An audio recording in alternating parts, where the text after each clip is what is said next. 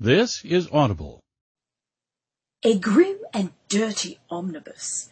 12 erotic fairy tales of dirty, twisted sex. Written by A. Violet End and narrated by Marasha Black. The Juniper Tree. Written by A. Violet End. Long, long ago, some 2,000 years or so, there lived a rich man with a good and beautiful wife. They loved each other dearly, and heartily they played in bed, but sorrowed much that they had no children. So greatly did they desire to have one, that the wife prayed for it day and night, but still they remained childless. In front of the house there was a court, in which grew a juniper tree. One winter's day, the wife lay under the tree, her skirts pulled up to her waist. She had told her husband she was off to pick and peel some apples, and, finding herself alone and much desirous of his company, she began at once to pleasure herself, hoping she might be discovered and duly disciplined for her malfeasance. As she felt her body rising in tension, about to climax, she saw the shape of a man approaching her. Thinking it were her husband, she called out to him, "Oh, come and fuck me. Come inside me and give me a daughter." Her eyes closed in ecstasy. She felt her body being flipped over roughly until she were on her knees, and felt him enter her, ramming her severely with his cock. "Oh!" she cried, for he had never before been this rough. Had her open display of wantonness brought on this savage act? Her womanly nether regions strained to accommodate his member, and she was glad he was a loving master indeed, for the indignity of such fully realized pleasure would surely have shamed her otherwise. She couldn't help but touch herself as he came inside her, a deep throaty roar issuing from him that sounded not at all like the gentle man she had known for so many years.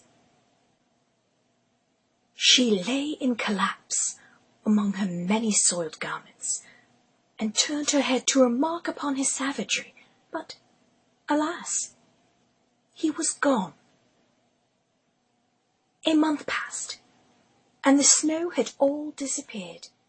Then another month went by, and all the earth was green. So the months followed one another, and first the trees budded in the woods, and soon the green branches grew thickly intertwined, and then the blossoms began to fall. Once again the wife stood under the juniper tree, this time her belly full with child, and it was so full of sweet scent that her heart leapt for joy, and she was so overcome with her happiness that she fell on her knees. "Is it the child?" she heard a voice ask, raspy, like it wasn't often used. She looked up to find a stranger, half tree from the looks of him, with long, grizzled limbs and a very long nose. His hair was long, and his clothing simple, like moss which grows from the side of a tree. She did not know him from the village, and she had never hired him to work the farm. "Who are you?" she asked. "I came to see that your wish was fulfilled," he said. "I have no need of hired workers today," she said. He approached her, placing a hand over her bulbous belly. "And the child is well," he said. "It shall be a boy." The woman did not know what to say to this strange tree-like man. What does one say when a tree blesses your baby? "And is your husband good to you?" he asked. "Such a question," she said. "What And then she knew him. She knew the voice, but, unable to face the truth, she turned and fled into the house, and avoided the courtyard and the juniper tree for days, until she had convinced herself it had been a nightmare. The ladies in the village were always having them. Furtive dreams of expectancy, they called them. But the juniper man came to her in her dreams, and she awoke to find her mouth firmly on her husband's throbbing penis as she hungrily licked and sucked it into her mouth. She moaned in pleasure, reliving the tree man's violent sex acts. "Oh," her husband responded, his hands buried deep in her hair, urging her on, guiding her rhythm with each delicious stroke. "Oh, take it," he said, "you darling woman, you insatiable queen." The sound of her husband's gentle voice began to awaken her mind, and, although she knew it was wrong to have dreamed of her mistaken lover, she longed once again for the brutality of his wild love-making. "Take me, my king," she whispered in the darkness of night, as she crawled upon her husband's hard body, her wet womanhood merely inches away from the rock-solid object of lust she'd only moments before coaxed to full arousal. Her husband reached up to her, gently cupping her beautiful face with his hands. "Sit astride me, my love, so I don't hurt the baby." She happily complied, both of them sighing ecstasy as their bodies met in the familiar yet exciting dance of sex they'd perfected in their years together. She needed it harder, though, and she quickened her pace upon his lap, first gently bouncing atop him, then turning to sit astride him backward, leaning forward as though to see how far his hardened cock could bend. She could hear his breathing quicken immediately. Beneath her, his thighs tensed, and she felt he was near the end. "Don't come yet, my love, don't," she begged, and then crawled forward, her beautiful unblemished bottom rising in the air, two creamy silken moons in the steadfastness of night. "I shall keep you pregnant each year and always, if this is the effect it has on you," he said, rising up on his knees and finally granting her wish. She sighed, grateful for the partial cover of darkness, as her eyes rolled back in her head. Such pleasure! If the tree man had been urgent and primeval, her loving husband's strong human hands were gentle in their need, one hand on each hip. Still he spanked her with his own body, ramming into her from behind, his testicles landing on the magical zone between her vulva and that button that her body completely went afire when he took it into his mouth, sucking and rolling it with his tongue until she begged for mercy. Now, as he rose up higher, getting more leverage to pump into her, his grip grew tighter, and she couldn't help but pleasure herself, mounting the feather pillow beneath her as he mounted her. With each thrust of his own, she thrust herself against the pillow, trimmed in velvet. Together they groaned in delighted torture, and in short order she came, her pussy clamping hard upon his cock. And he came as well, split seconds later from the delight of it. Her uterus, heavy with child, contracted. She must have called out, because her husband asked if she were in pain. "Only a little," she said, bending down to kiss his handsome face. "And it was worth it, I'd say." As she lay in his arms, her head upon his chest, she wept with happiness, I die, bury me under the juniper tree." He agreed he would, and she felt comforted and happy. In the morning, contractions began and intensified throughout the day. By afternoon, the midwife had been called, and by nightfall, a son was born. The man kissed his wife, then his son, then his wife again in adoration. "What shall we name him, my lady?" he asked. "Juniper," she said, and then, exhaling a great sigh, she breathed no more. Her husband buried her under the juniper tree and wept bitterly for her. By degrees, however, his sorrow grew less, and, although at times he still grieved over his loss, he was able to go about as usual, raising juniper, and later on he married again. From his new wife he now had a little daughter born to him named Mala. The child of his first wife was a boy, whose hair was as red as blood and skin as white as snow, though his eyes were the colour of juniper berries and his voice a raspy bark, even when very young. The mother loved her daughter very much, and when she looked at her and then looked at the boy, it pierced her heart to think that he would always stand in the way of her own child, and she was continually thinking of how she could get the whole of the property for herself. This evil thought took possession of her more and more, and made her behave very unkindly to the boy. She drove him from place to place with cuffings and buffetings, so that the poor child went about in fear, and had no peace from the time he left school to the time he went back. One day, the little daughter came running to her mother in the storeroom, and said, "Mother, give me an apple." "Yes, my child," said the wife, and she gave her a beautiful apple out of the chest. The chest had a very heavy lid and a large iron lock.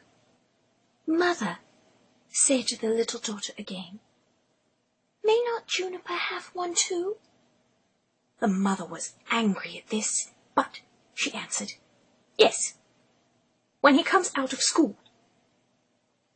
Just then she looked out of the window and saw him coming, and it seemed as if an evil spirit entered into her, for she snatched the apple out of her little daughter's hand and said, "You shall not have one before your brother."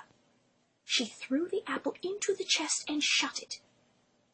The little boy now came in, and the evil spirit in the wife made her say kindly to him, "My son, will you have an apple?" But she gave him a wicked look. "Mother," said Juniper, "how dreadful you look! Yes, give me an apple." The thought came to her that she would kill him. "Come with me," she said, and she lifted up the lid of the chest. "Take one out for yourself." And as he bent over to do so, the evil spirit urged her, and crash! Down went the lid, but off the little boy's head did not go. Instead, the tree man was summoned, bursting into the kitchen from the courtyard, where he had now grown taller and stronger than ever before. "How dare you harm my son, the son of this house?" he growled. "You shall be punished, wench!" And Juniper, holding his sore neck, cradled his sister in the other arm as they cowered on the hearth. Mala turned her head into Juniper's chest, fearful for her mother, but also afraid of the woman she had become. "My husband shall come and chop you down," she shouted, a knife in one hand and an iron poker in the other. But she quivered all over, her fear like a fifth party in the room. "Your husband stays in the fields later and later," the tree man bellowed. "Your harsh heart and bitter words are no comfort for man or child at the end of the day. Bend over and take your punishment." Then she was overwhelmed with fear at the thought of what she had done. "Do not kill me," she said. "Only but lock me in a trunk for a day, and I shall never do evil again." But the tree had other plans. "Juniper, take your sister to the woods until dark," he said. "It is time your stepmother learns her place." And they heard great howling from the woods. Marla cried in tender fearfulness for her mother, but held tight to Juniper's hand as they wandered deeper and deeper into the woods. Finally, night fell, and they followed the lantern light of their field hands back to the house. Their father stood alone, forlorn in the kitchen. "There is a fine dinner here to eat," he said, "but no wife to have prepared it." He scratched his head, but sat and had a bite of the fine blood pudding that was so immaculately prepared for his meal. He licked the bones clean and threw them beneath the table for the dogs. "Odd thing," he said. "The juniper tree seems moved as well. Did you children notice?" For a time little Marla wept, as her mother never returned to the house. But Juniper and her father were there with loving arms to comfort and protect her. And when they did not understand, she spoke to the juniper tree directly, and felt in her heart that it understood her and watched over her as well. Lily and the Lion, also known as Beauty and the Beast. A merchant who had 3 daughters was once setting out upon a journey. But before he went, he asked each daughter what gift he should bring back for her. The eldest wished for a necklace of pearls, the second for the family jewels, but the third, who was called Lily, said, "Dear father, bring me a rose." Now, it was no easy task to find a rose, for it was the middle of winter, yet, as she was his prettiest daughter, and was very fond of flowers, her father said he would try to see what he could do. So he kissed all 3 and bid them good-bye. And when the time came for him to go home, he gave the oldest girl the pearl necklace she had desired, although it was not perhaps the kind she'd asked for. Still, she placed it in her mouth and licked each glistening bead hungrily, lolling in pleasure as it dripped across her lips and onto her neck. The family jewels were received in similar fashion by the second oldest daughter, who found them proudly atop her own luscious lips one morning upon waking. "Dear father, welcome home," said she, before she kissed the jewels and hummed a greeting into them, warmed as they were by the nearness to her own father's heart. But the man had sought everywhere in vain for the rose, and when he went into any garden and asked for such a thing, the people laughed at him, and asked him whether he thought roses grew in snow. This grieved him very much, for Lily was his dearest child, and, as he was journeying home, thinking what he should bring her, he came to a fine castle, and around the castle was a garden, in one half of which it seemed to be summer-time, and in the other half winter. On one side the finest flowers were in full bloom, and on the other everything looked dreary and buried in the snow. "A lucky hit," said he, as he called to his servant and told him to go to a beautiful bed of roses that was there, and bring him away one of the finest flowers. This done, they were riding away well pleased, when up sprang a fierce lion, and roared out, Whoever has stolen my roses shall be eaten up alive." Then the man said, "I knew not that the garden belonged to you. Can nothing save my life?" "No," said the lion, "nothing, unless you undertake to give me whatever meets you on your return home. If you agree to this, I will give you your life, and the rose too for your daughter." But the man was unwilling to do so, and said, "It may be my youngest daughter, who loves me most, and always runs to meet me when I go home." Then the servant was greatly frightened, and said, It may perhaps be only a cat or dog." And at last the man yielded to the ferocious puss with a heavy heart, and took the rose, and said he would give the lion whatever should meet him first on his return. And as he came near home, it was Lily, his youngest and dearest daughter, that met him. She came running and kissed him and welcomed him home, and when she saw that he had brought her the rose, she was still more glad. But her father began to be very sorrowful and to weep, saying, "Alas, my dearest child, I have bought this flower at a high price, for I have said I would give you to a wild lion, and when he has you, he will tear you in pieces and eat you." Then he told her all that had happened, and said she should not go, lest what would happen. But she comforted him, and said, "Dear father, the word you have given must be kept. I will go to the lion and soothe him. Perhaps he will let me come home safe again." For the daughter had learned tricks of her own for soothing a savage puss, the many nights she had spent with her sisters, waiting for her father to claim her rose. The next morning she asked the way she was to go, and took leave of her father, and went forth with a bold heart into the wood. But the lion was an enchanted prince.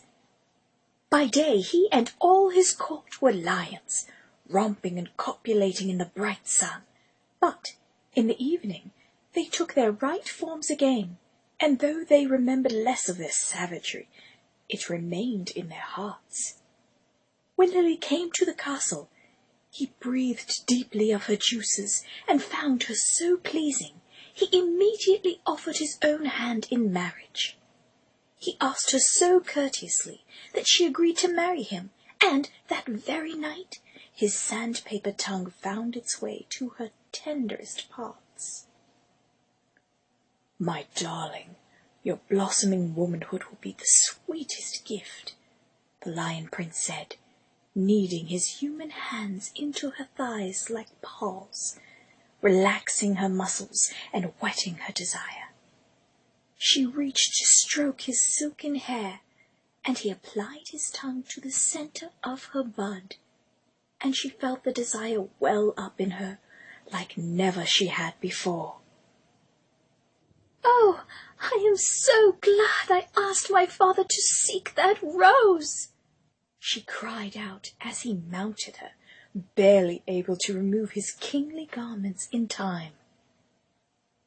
And she came, experiencing the quickening and release of her first orgasm, away from the giggles and pats of her sisters, although she never forgot the glorious visage of their unspoiled breasts, and often wished to suckle their nipples, each again and again. The wedding feast was held, and they lived happily together a long time. The prince was only to be seen as soon as evening came, and then he held his court.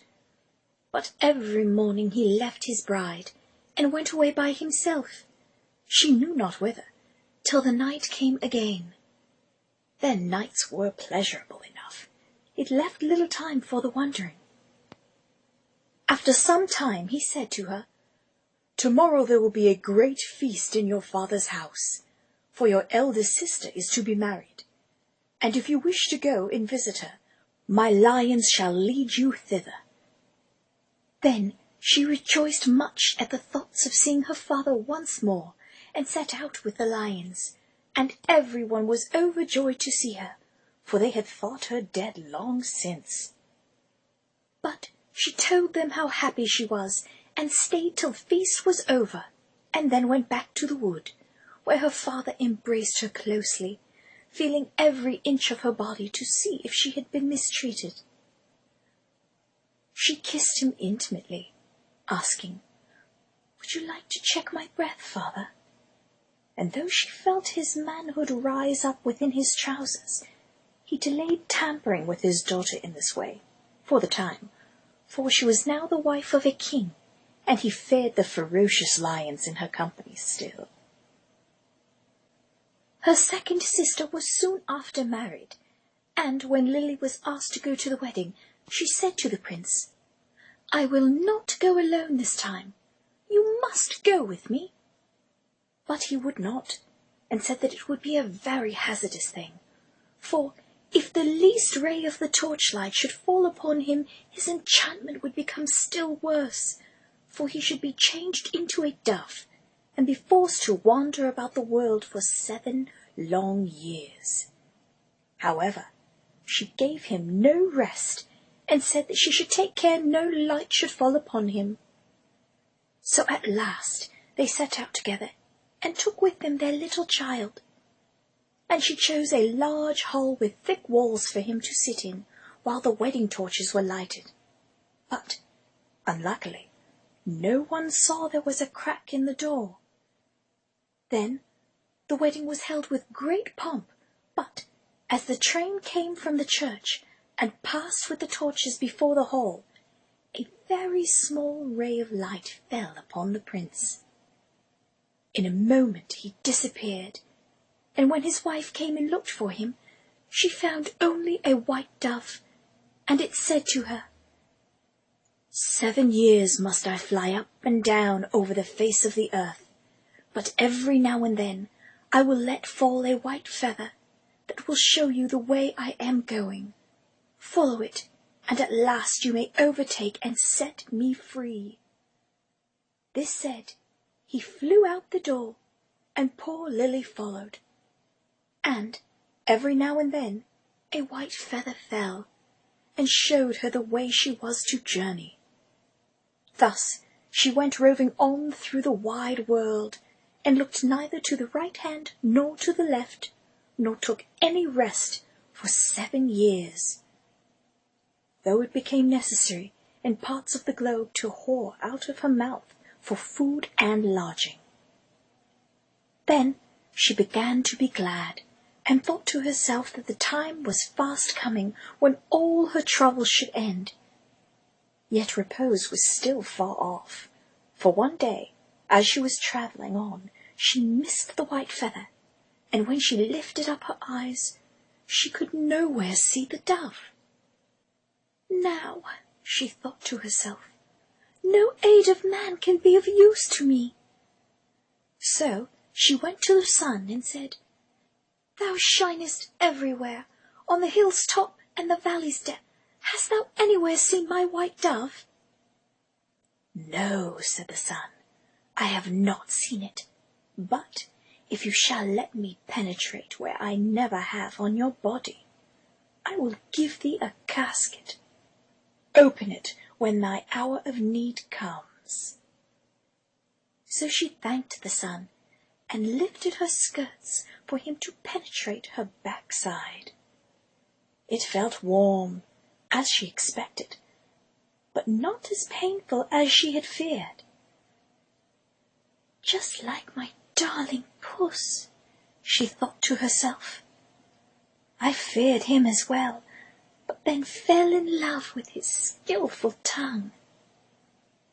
When the sun came, she saw sparks of fire all around her, and thought part of her hair was singed, but otherwise she felt clean and renewed, and, parting sweetly, she went on her way till eventide.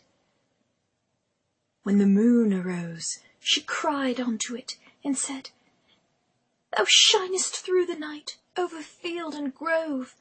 Hast thou nowhere seen my white dove?"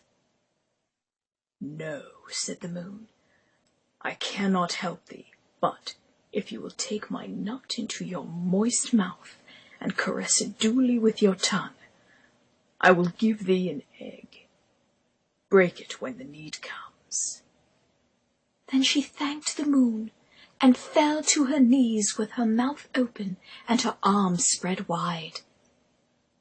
The moon closed his own eyes in rapture as he pumped into her waiting mouth and came over and over again, over her face and neck. "It is like the necklace Daddy gave my sister," she said, laughing as she swallowed the moon's smooth, silvery deposit.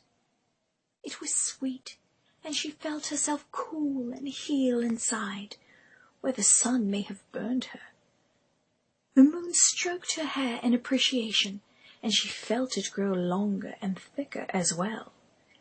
She felt herself grow more beautiful in the moonlight, and in the morning she went on till the night wind blew. She raised up her voice to it and said, "Thou blowest through every tree and under every leaf. Hast thou not seen my white dove?" "No," said the night wind, "but I will ask 3 other winds. Perhaps they have seen it." Then the east wind and the west wind came, and they said they too had not seen it.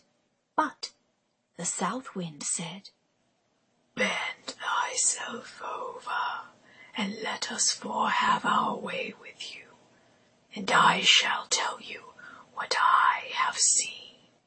And the 4 winds lashed the beauty mercilessly, blowing her clothing off her body in layers, and twisting her tender nipples with their combined forces until she was chafed. The winds were like bonds, tying her to the spot and removing all of her pride, so that she suffered the anguish of humiliation and domination at their invisible hands.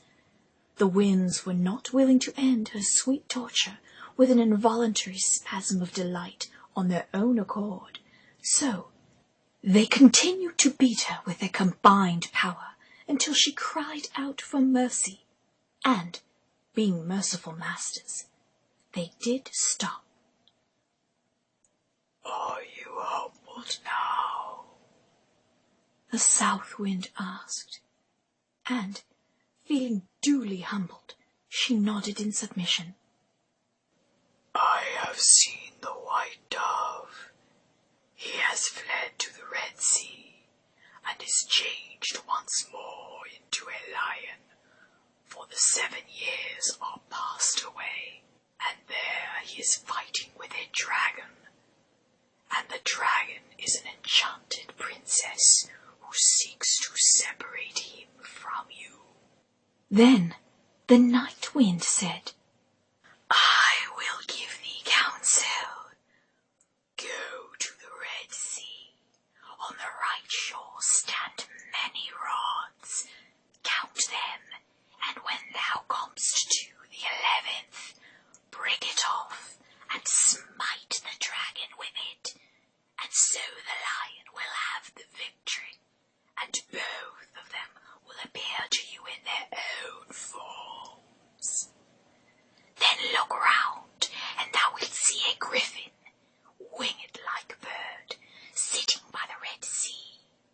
Jump on his back with thy beloved one as quickly as possible, and he will carry you over the waters to your home.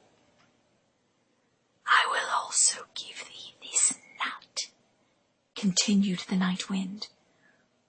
"When you are halfway over, throw it out, and out of the waters will immediately spring up a high nut tree on which the griffin will be able to rest.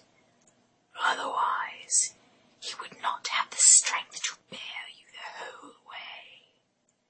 If, therefore, thou dost forget to throw down the nut, he will let you both fall into the sea."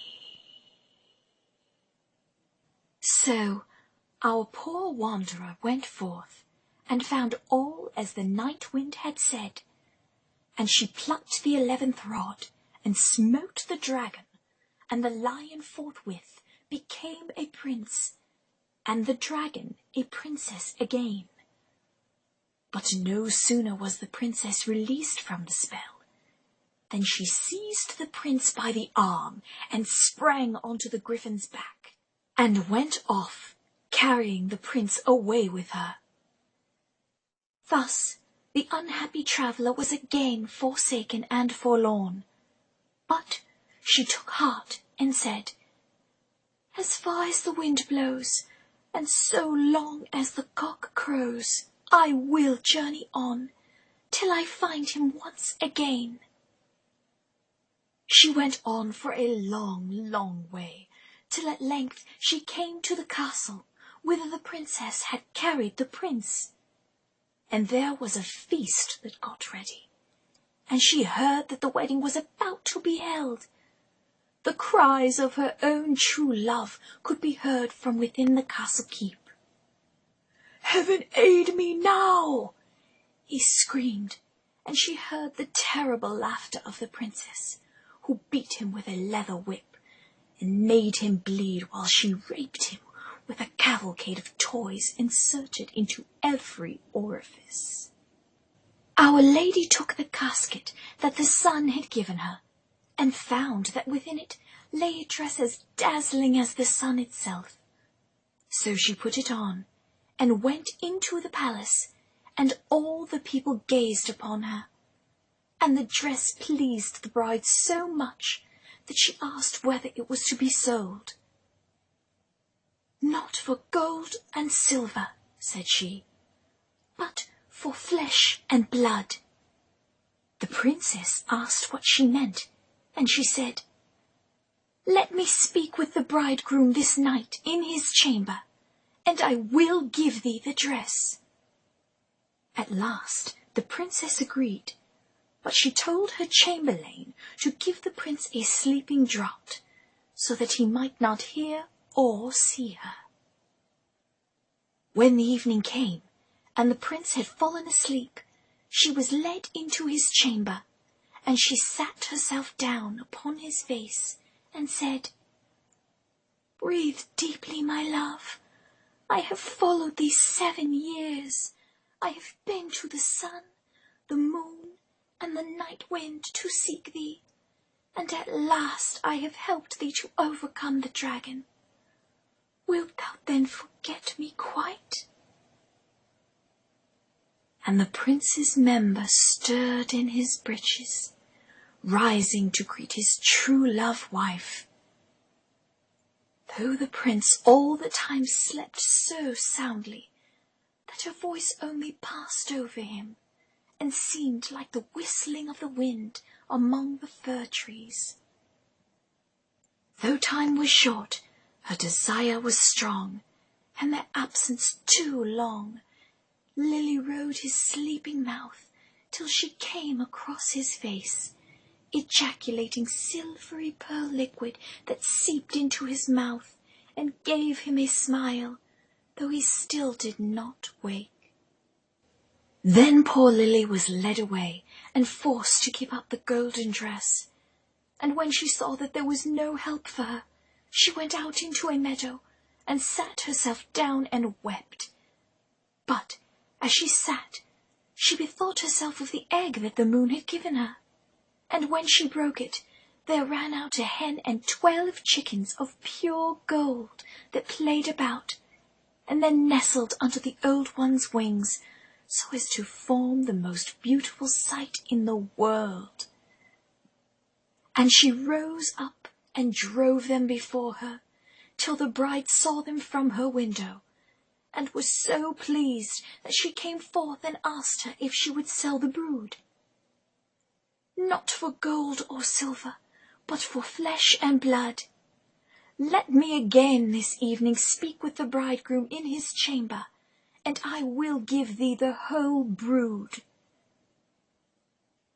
Then the princess thought to betray her as before, and agreed to what she asked. But When the prince went to his chamber, he asked the chamberlain why the wind had whistled so in the night, and the chamberlain told him all, how he had given him a sleeping draught, and how a poor maiden had come and spoken to him in his chamber, and was to come again that night.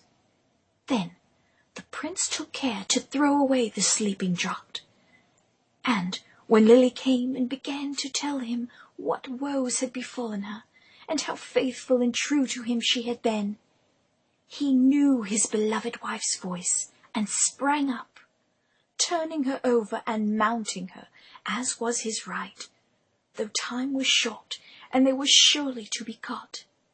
"I must have you, my love, for so long have I dreamed of this moment," he said, issuing his spunk into her so quickly, then bending down to taste the mingling of himself and her, his greedy tongue coaxing her to come in mere moments, though the threat of danger loomed ever closer, as the princess and her guards were sure to interrupt at any time. "You have awakened me as from a dream, for the strange princess had thrown a spell around me, so that I had altogether forgotten you. But heaven hath sent you to me in a lucky hour." And then he kissed her face, embracing her lovingly as her husband. And they stole away out of the palace by night unawares, and seated themselves on the griffin, who flew back with them over the Red Sea.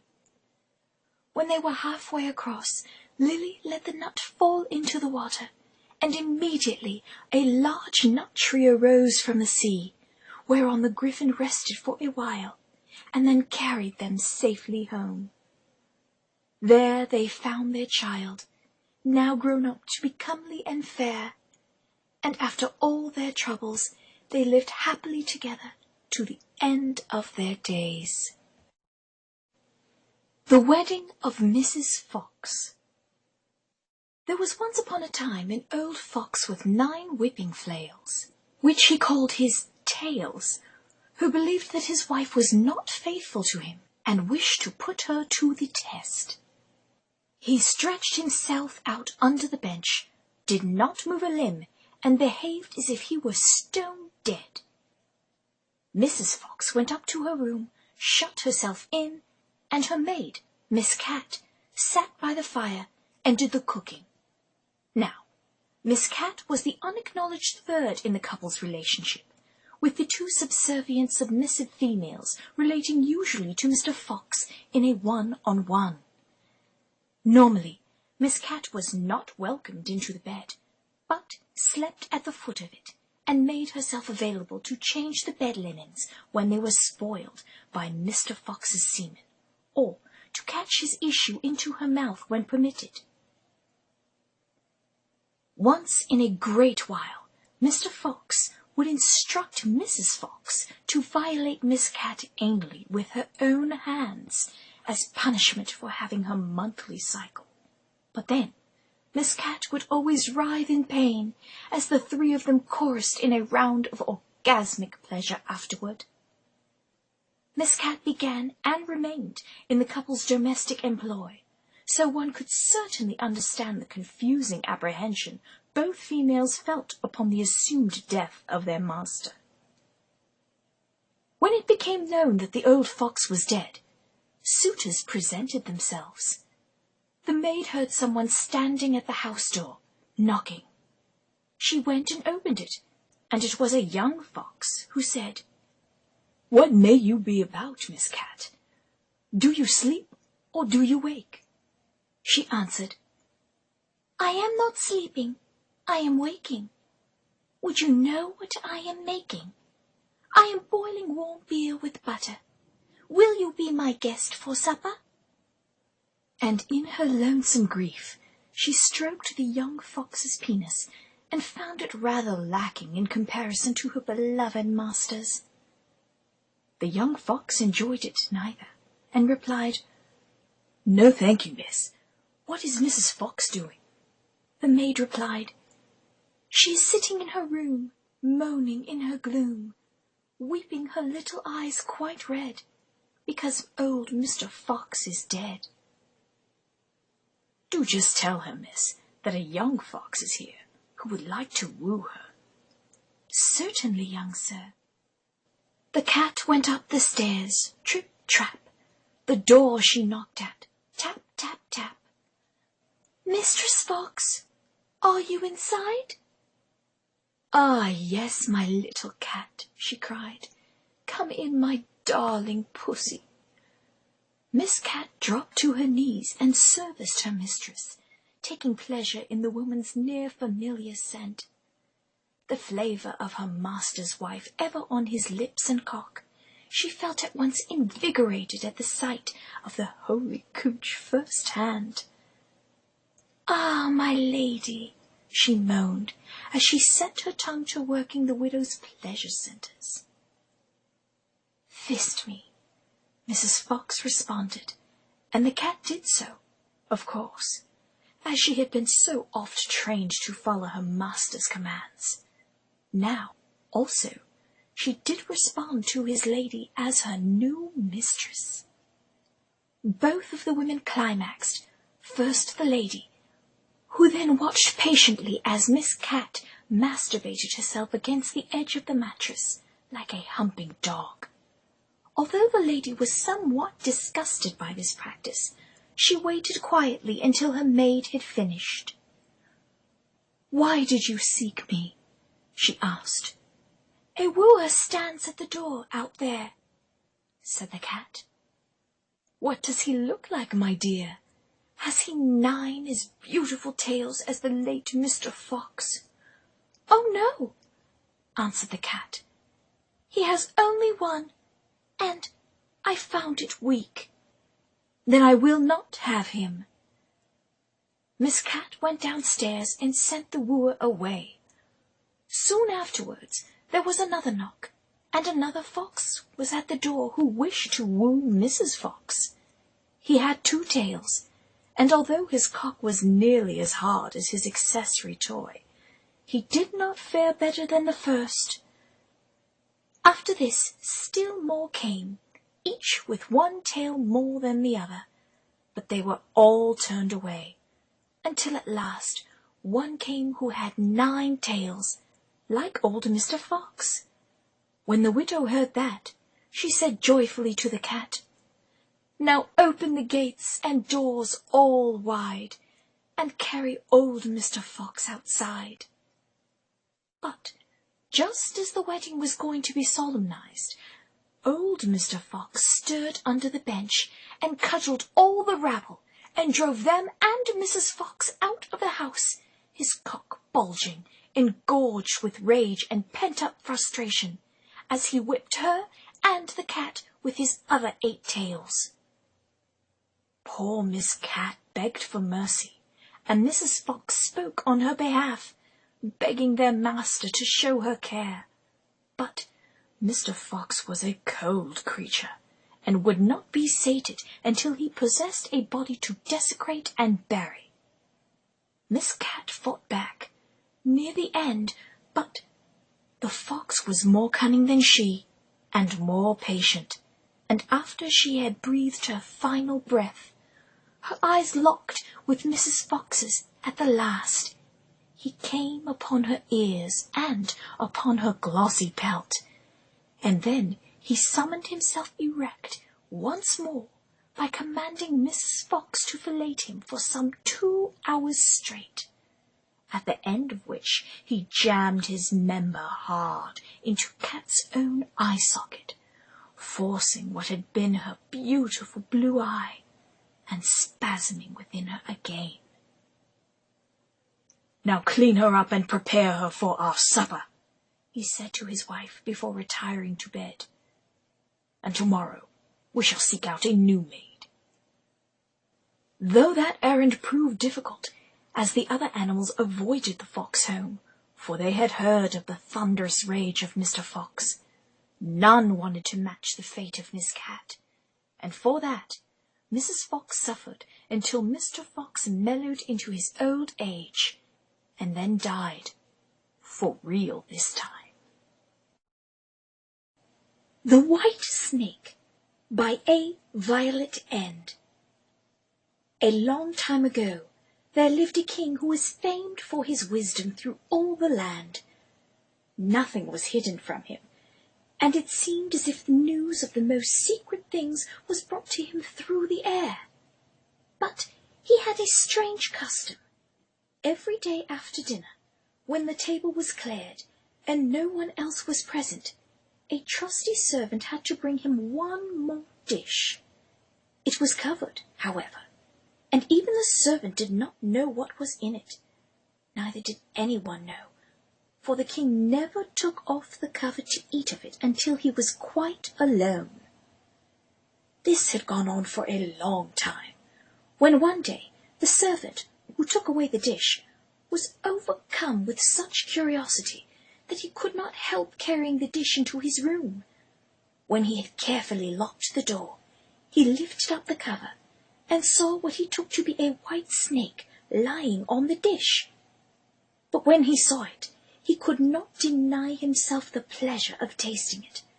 So he put it into his mouth and savoured the feeling of it sliding in and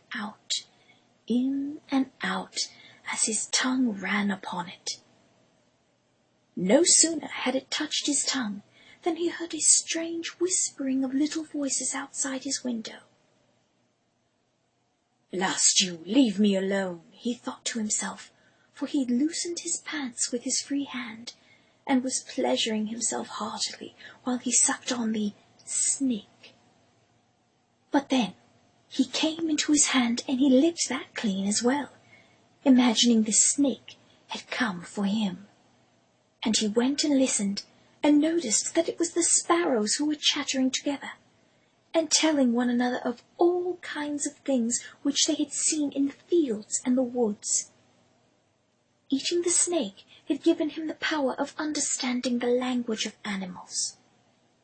Now, it so happened that on this very day the queen lost her most beautiful ring, and suspicion of having stolen it fell upon this trusty servant, who was allowed to go everywhere.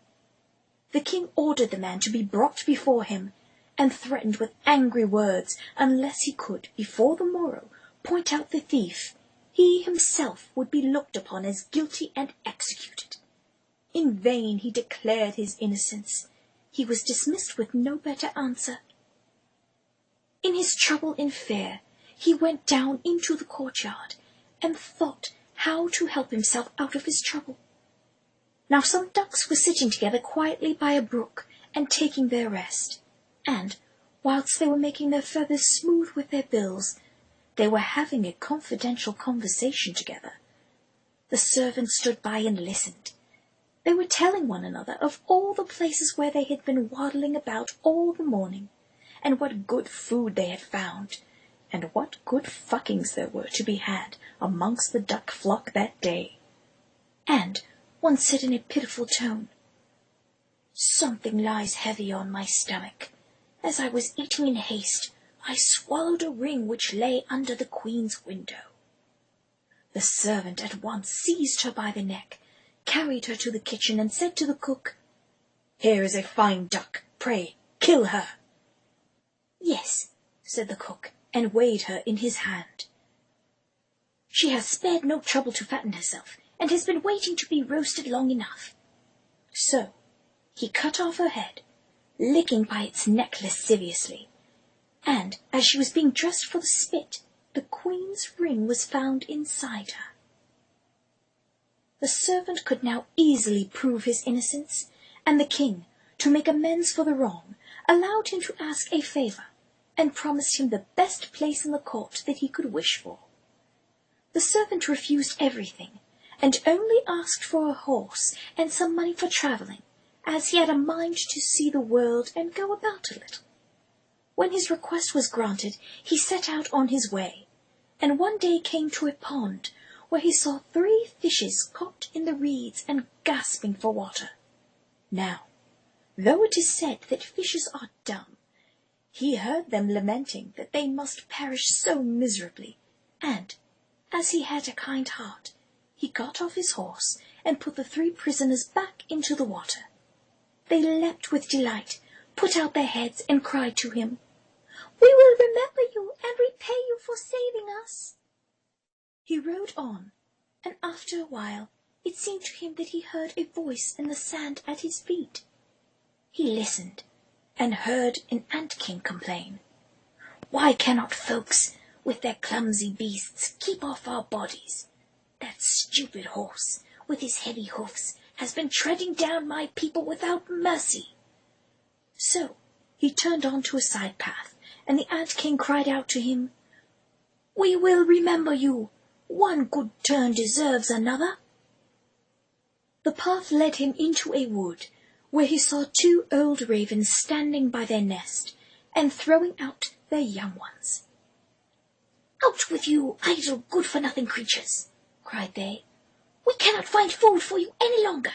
You are big enough and can provide for yourselves." But the poor young ravens lay upon the ground, flapping their wings and crying, "Oh, what helpless chicks we are! We must shift for ourselves, and yet we cannot fly. What can we do but lie here and starve?" So the good young fellow alighted, and killed his horse with his sword, and gave it to them for food. Then they came hopping up to it, satisfied their hunger, and cried, "We will remember you. One good turn deserves another." And now he had to use his own legs, and when he had walked a long way he came to a large city. There was a great noise and crowd in the streets, and a man rode up on horseback, crying aloud, "The king's daughter wants a husband, but whoever seeks her hand must perform a hard task, and if he does not succeed, he will forfeit his life." Many had already made the attempt, but in vain. Nevertheless, when the youth saw the king's daughter, he was so overcome by her great beauty that he forgot all danger, went before the king, and declared himself a suitor. So he was led out to the sea blindfolded, and he was left alone with the princess. "I shall have you now?" he said.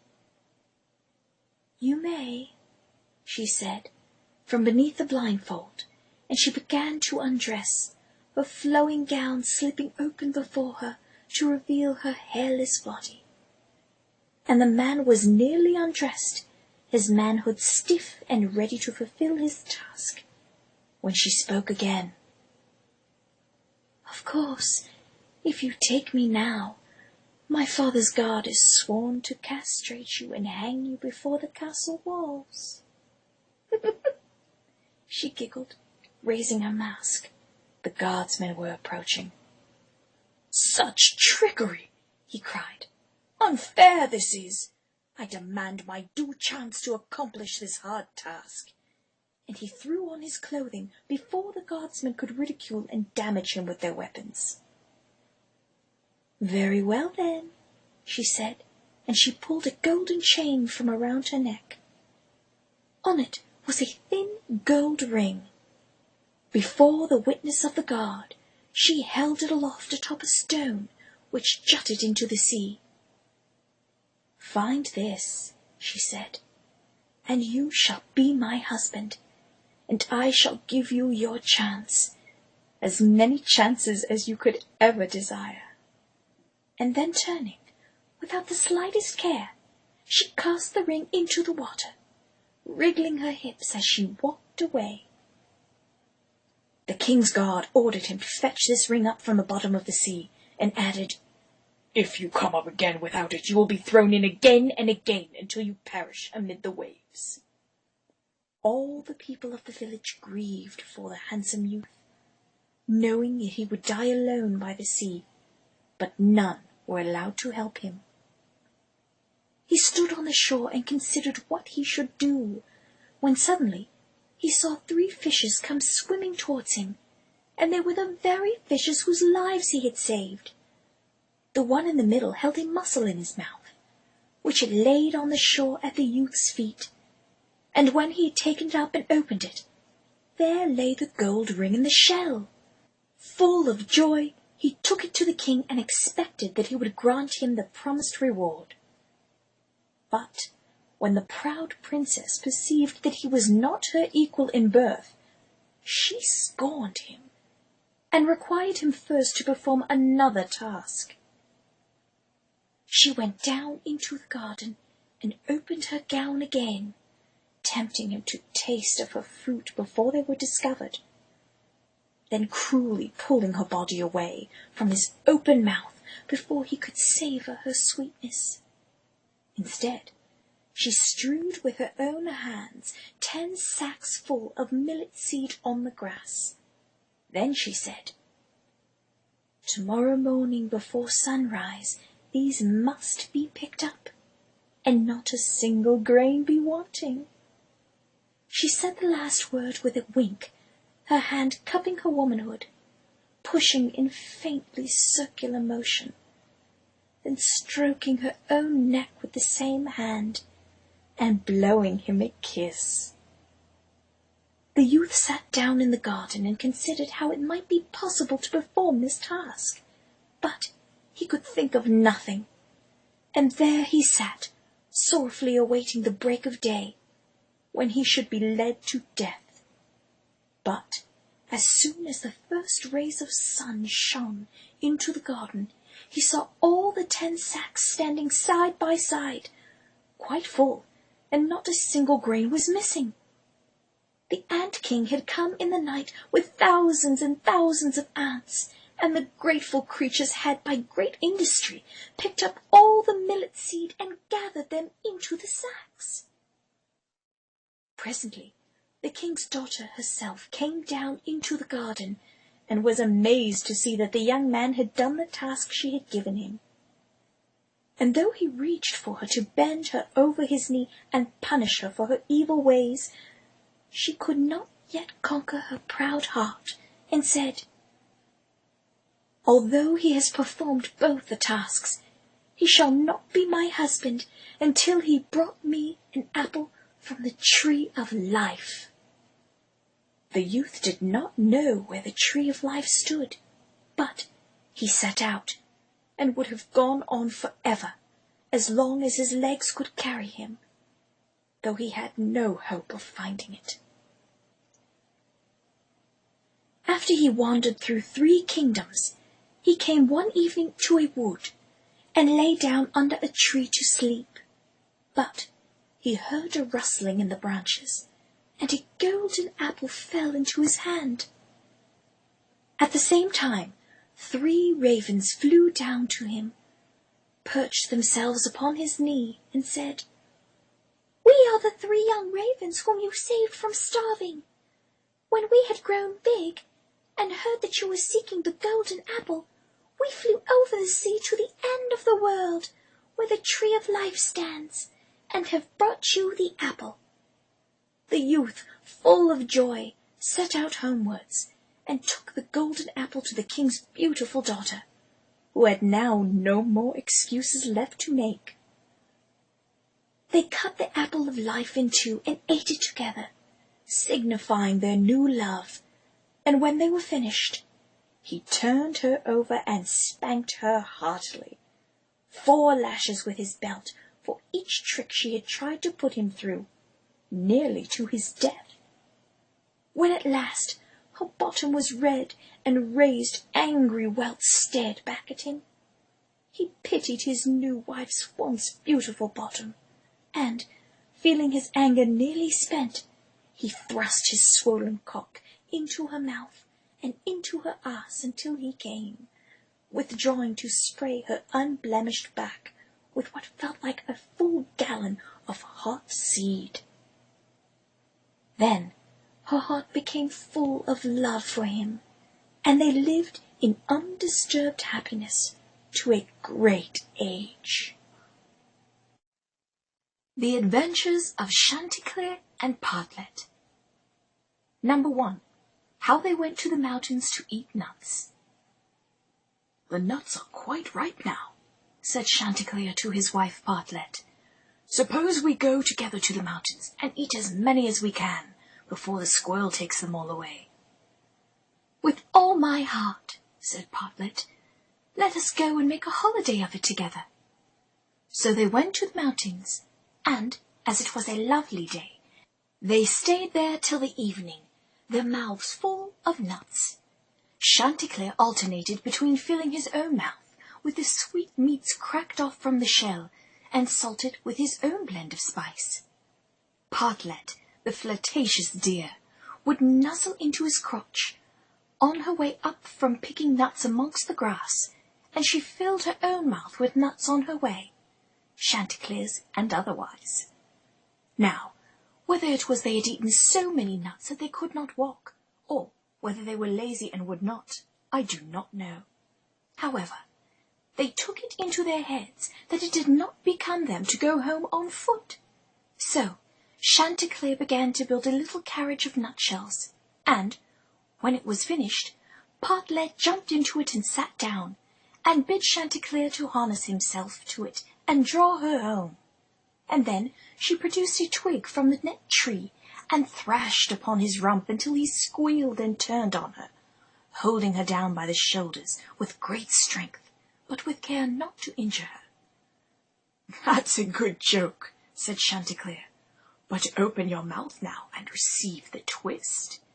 And she did most greedily, for the musky scent of his manhood had tempted and tortured her all the day, only increasing as the effort of choosing nuts intensified in the warm sun. "No, that will never do," he said, cradling her head and neck and thrusting into her mouth so deeply that she might choke. "I'd rather by half walk home. I'll sit on the wood and be coachman if you like, but I'll not draw." While this was passing, a duck came quacking up and cried out, "You thieving vagabonds, what business have you in my grounds? I'll give it to you well for your insolence." And upon that she fell upon Chanticleer most lustily. But Chanticleer was no coward, and returned the duck's blows with his sharp spurs so fiercely that soon she began to cry out for mercy, which was only granted her upon condition that she would draw the carriage home for them. This she agreed to do, and Chanticleer got upon her box and drove, crying, "Now, duck, get on as fast as you can." And away they went at a pretty good pace, for the duck feared Chanticleer violating her box again. After they had travelled along a little way, they met a needle and a pin walking together along the road, and the needle cried out, "Stop, stop!"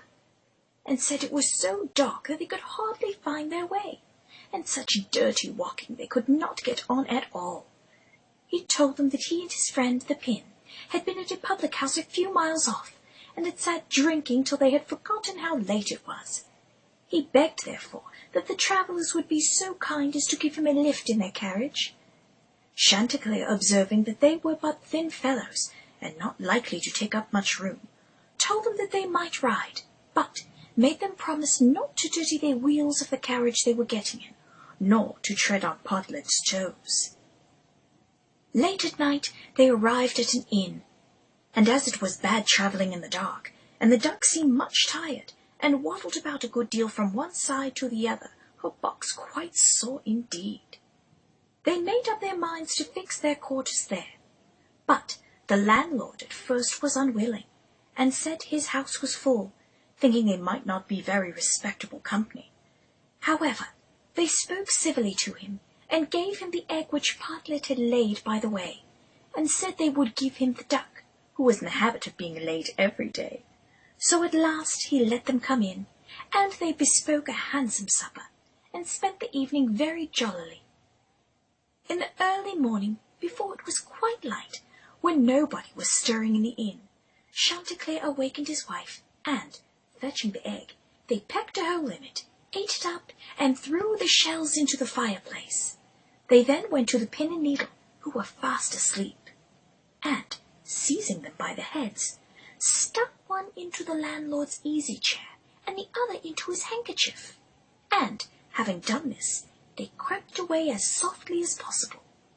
However, the duck, who slept in the open air in the yard, heard them coming, and, jumping into the brook, which ran close by the inn, soon swam out of their reach. An hour or two afterwards, the landlord got up and took his handkerchief to wipe his face, but the pin ran into him and pricked him. Then he walked into the kitchen to light his pipe at the fire, but When he stirred it up, the eggshells flew into his eyes and almost blinded him.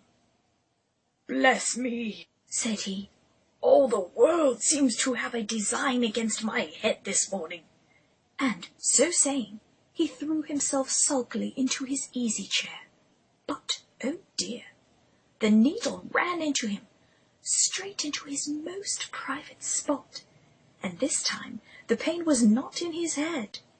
He now flew into a very great passion, and, suspecting the company who had come in the night before, he went to look after them, but they were all off, so he swore that he never again would take in such a troop of vagabonds, who ate a great deal, paid no reckoning, and gave them nothing for his trouble but their apish tricks. Number 2. How Chanticleer and Partlet went to visit Mr. Korbes. Another day, Chanticleer and Partlet wished to ride out together, so Chanticleer built a handsome carriage with 4 red wheels, and harnessed 6 mice to it. Then he and Partlet got into the carriage, and away they drove. Soon afterwards, a cat met them and said, "Where are you going?" And Chanticleer replied, "All on our way, a visit to pay to Mr. Korbes the fox today." And then the cat said, "Take me with you." Chanticleer said, "A great pussy such as yourself is always welcome, with all my heart. Get up behind, and be sure you do not fall off, for I shall have a taste of you before the day is done. Take care of this handsome coach of mine, nor dirty my pretty red wheels so fine. Now, mice, be ready, and wheels run steady, for we are going a visit to pay to Mr. Korbes the fox today." Soon after came up a millstone, an egg, a duck, and a pin, and Chanticleer gave them all leave to get into the carriage and go with them. When they arrived at Mr. Korbes's house, he was not at home, so the mice drew the carriage into the coach-house. Chanticleer and Partlet flew upon a beam, the cat sat down in the fireplace, the duck got into the washing cistern, the pin stuck himself into the bed-pillow, and the millstone laid himself over the house door, and the egg rolled himself up in a towel. When Mr. Korbes came home, he went to the fireplace to make a fire, but the cat threw all the ashes in his eyes, so he ran to the kitchen to wash himself, but there the duck splashed all the water in his face, and when he tried to wipe himself, the egg broke to pieces in the towel all over his face and eyes. Then he was very angry, and went without his supper to bed, but when he laid his head on the pillow, the pin ran into his cheek. At this he became quite furious, and, jumping up, would have run out of the house, but when he came to the door, the millstone fell down upon his head and killed him on the spot. As he lay bleeding on his own porch, Chanticleer and his Partlet, the duck, the pin, the needle, and what was left of the egg, feasted on the flesh of Mr. Korbes, only stopping between bites to belch and fart and ejaculate upon his corpse. Number 3. How Partlet died and was buried, and how Chanticleer died of grief. Another day, Chanticleer and Partlet agreed to go again to the mountains to eat nuts, and it was settled that all the nuts which they found should be shared equally between them. Now, Partlet found a very large nut, but she said nothing to Chanticleer, and kept it all to herself. However, it was so big that she could not swallow it, and it stuck in her throat. Then she was in a great fright, and cried out to Chanticleer, "Pray run as fast as you can, and fetch me some water, or I shall be choked." For a great bear had nutted into Partlet's mouth, and, now having first gratified himself with her mouth, he waited for her to die, so he could slash at her neck with his mighty claws, and feast on the milk-flesh of her breasts. Chanticleer ran as fast as he could to the river, and said, "River, give me some water, for Partlet lies in the mountains, and will be choked by a great nut." The river said, Run first to the bride and ask her for a silken cord to draw up the water." Chanticleer ran to the bride and said, "Bride, you must give me a silken cord, for the river will give me water, and the water I will carry to Partlet, who lies on the mountain, and will be choked by a great nut." But the bride was being deflowered by her groom, and the silken cord was tied around her wrists. "You may join me," said the bridegroom, and when Chanticleer dropped his trousers to mount the bride in her pink arsehole, the bridegroom stopped him and said, "No, mount me." And so Chanticleer bent the bridegroom over the best as he could and pumped into him with the desire to save his darling Partlet, while the bridegroom deflowered the bride.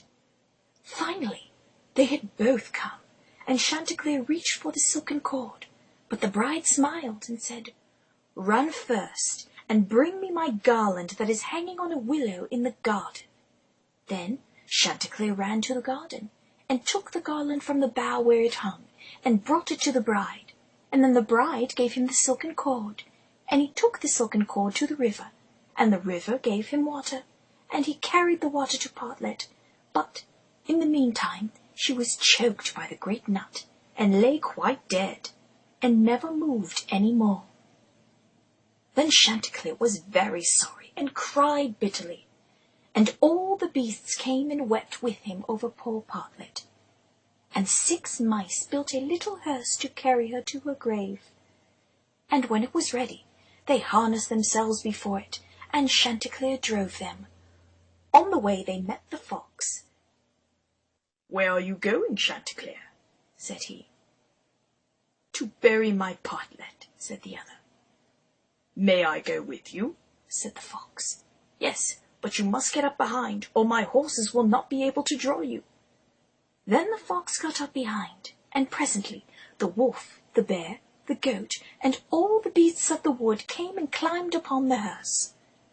So on they went till they came to a rapid stream. "How shall we get over?" said Chanticleer. Then said a straw, "I will lay myself across, and you may pass upon me." But as the mice were going over, the straw slipped away and fell into the water, and the 6 mice all fell in and were drowned. What was to be done? Then a large log of wood came and said, "I am big enough. I will lay myself across the stream, and you shall pass over upon me." So he laid himself down, but they managed so clumsily that the log of wood fell in and was carried away by the stream. Then a stone, who saw what had happened, came up and kindly offered to help the poor Chanticleer by laying himself across the stream. And this time he got safely to the other side with the hearse, and managed to get Partlet out of it. But the fox and the other mourners who were sitting behind were too heavy and fell back into the water, and all were carried away by the stream and drowned. Thus Chanticleer was left alone with his dead Partlet, and, having dug a grave for her, laid her in it and made a little hillcock over her. Then he sat down by the grave and wept and mourned, till at last he died too, and so all were dead. Rapunzel. There were once a man and a woman who had long in vain wished for a child. At length the woman hoped that God was about to grant her desire. These people had a little window at the back of their house from which a splendid garden could be seen, which was full of the most beautiful flowers and herbs. It was, however, surrounded by a high wall, and no one dared to go into it because it belonged to an enchantress, who had great power and was dreaded by all the world. One day, the woman was standing by this window, touching herself in private, daydreaming of what she might like to do to her husband in that secret garden, when she saw a bed that was planted with the most beautiful rampion, the blue flowering herb also known as Rapunzel, and it looked so fresh and green that she longed for it, quite pined away, and began to look pale and miserable. Then her husband was alarmed and asked, "What ails you, dear wife?" "Ah," she replied, "if I can't eat some of the rampion which is in the garden behind our house, I shall die."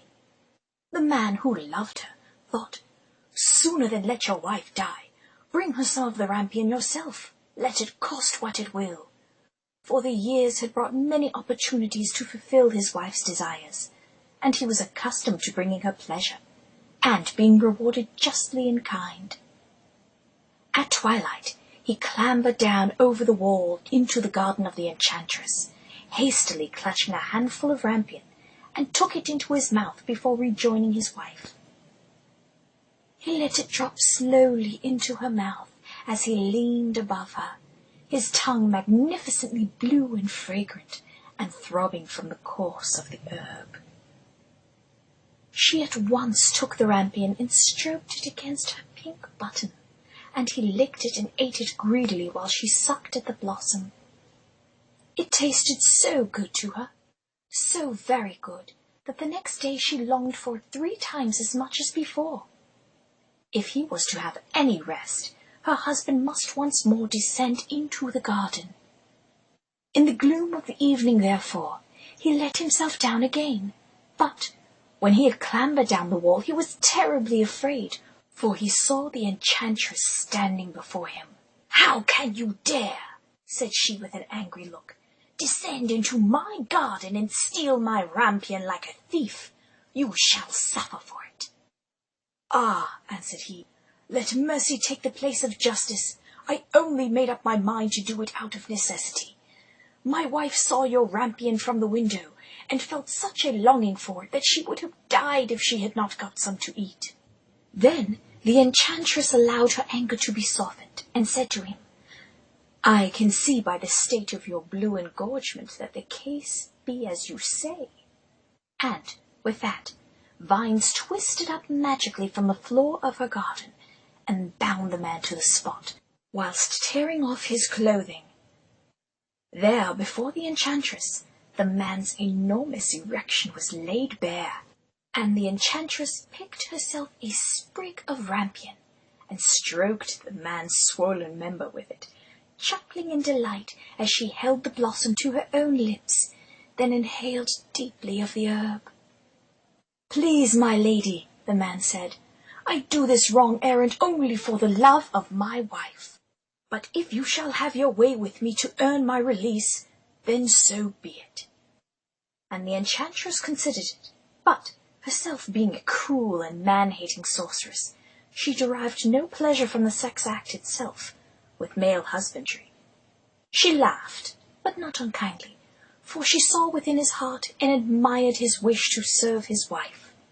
Finally, with a flick of a finger, the vines released the man, and she nodded to his clothing, which he hastily gathered into his arms, but did not bother attempting to wear, for it was torn to shreds. "I will allow you to take away with you as much rampion as you will," she said. "Only I make one condition.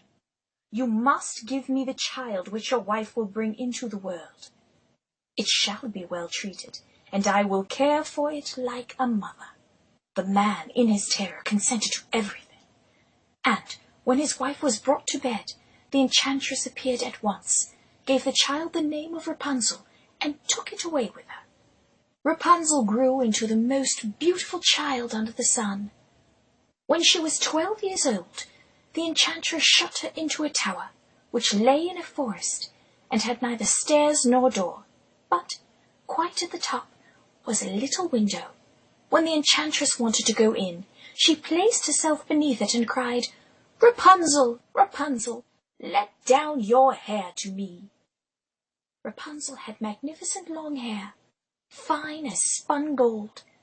When she heard the voice of the enchantress, she unfastened her braided tresses, wound them round one of the hooks of the window above, and then the hair fell 20 ells down, and the enchantress climbed up by it. After a year or 2, it came to pass that the king's daughter rode through the forest and passed by the tower. Then she heard a song, which was so charming that she stood still and listened. This was Rapunzel, who, in a solitude, passed her time in letting her sweet voice resound. The king's daughter wanted to climb up to her, and looked for the door of the tower, but none was to be found. She rode home, but the singing had so deeply touched her heart that every day she went out into the forest and listened to it. Once, when she was thus standing behind a tree, she saw that an enchantress came there, and she heard how she cried, "Rapunzel, Rapunzel, let down your hair to me." Then Rapunzel let down the braids of her hair, and the enchantress climbed up to her. "If that is the ladder by which one mounts, I too will try my fortune," said she, and the next day, when it began to grow dark, she went to the tower and cried, "Rapunzel, Rapunzel, let down your hair to me." Immediately the hair fell down and the king's daughter climbed up. At first Rapunzel was terribly frightened when a stranger she took as a man, such as her eyes had never yet beheld, came to her. But the king's daughter began to talk to her quite like a friend, and told her that her heart had been so stirred that it had let her have no rest, and she had been forced to see her. Then, in hearing the gentleness of the princess's voice, and in feeling the softness of her fingers stroking her face and hair, quite like her own, Rapunzel lost her fear, and when the princess asked her if Rapunzel would take her for her husband, and Rapunzel saw that the princess was young and handsome, she was confused, but she thought, "She will love me more than old Dame Gothel does." And she said yes, and laid her hand in her lady's, though her books and the lessons her dame had taught her had kept her pure, and she did not know what the love of a woman would mean. She said, "I will willingly go away with you, but I do not know how to get down." And then the princess, filled with desire and longing, pushed Rapunzel backward onto her pillows and showed her how to go down. Rapunzel was soon singing in delightful ecstasy as her suitor used her tongue to taste her fragrant juices, lapping at her bud and holding her haunches apart like a juicy apple split in two. Rapunzel grasped her lover by the hair and began to sing, as the princess placed a finger inside Rapunzel's whispering eye. First one finger, then two, then, when Rapunzel could take the torture no more, finally three, and she came, singing out like a nightingale, but sitting up quickly in fear of being discovered by the enchantress. "Go now, my love, go, but bring with you a skein of silk every time that you come, and I will weave a ladder with it, and when that is ready, I will descend, and you will take me on your horse." They agreed that until that time she would come to her every evening, for the old woman came by day. The enchantress remarked nothing of this, until once Rapunzel said to her, "Tell me, Dame Gothel, how it happens when you are so much heavier for me to draw up than the young king's daughter? He is with me in a moment." "Ah, you wicked child!" cried the enchantress. "What do I hear you say? I thought I had separated you from all the world, and yet you have deceived me."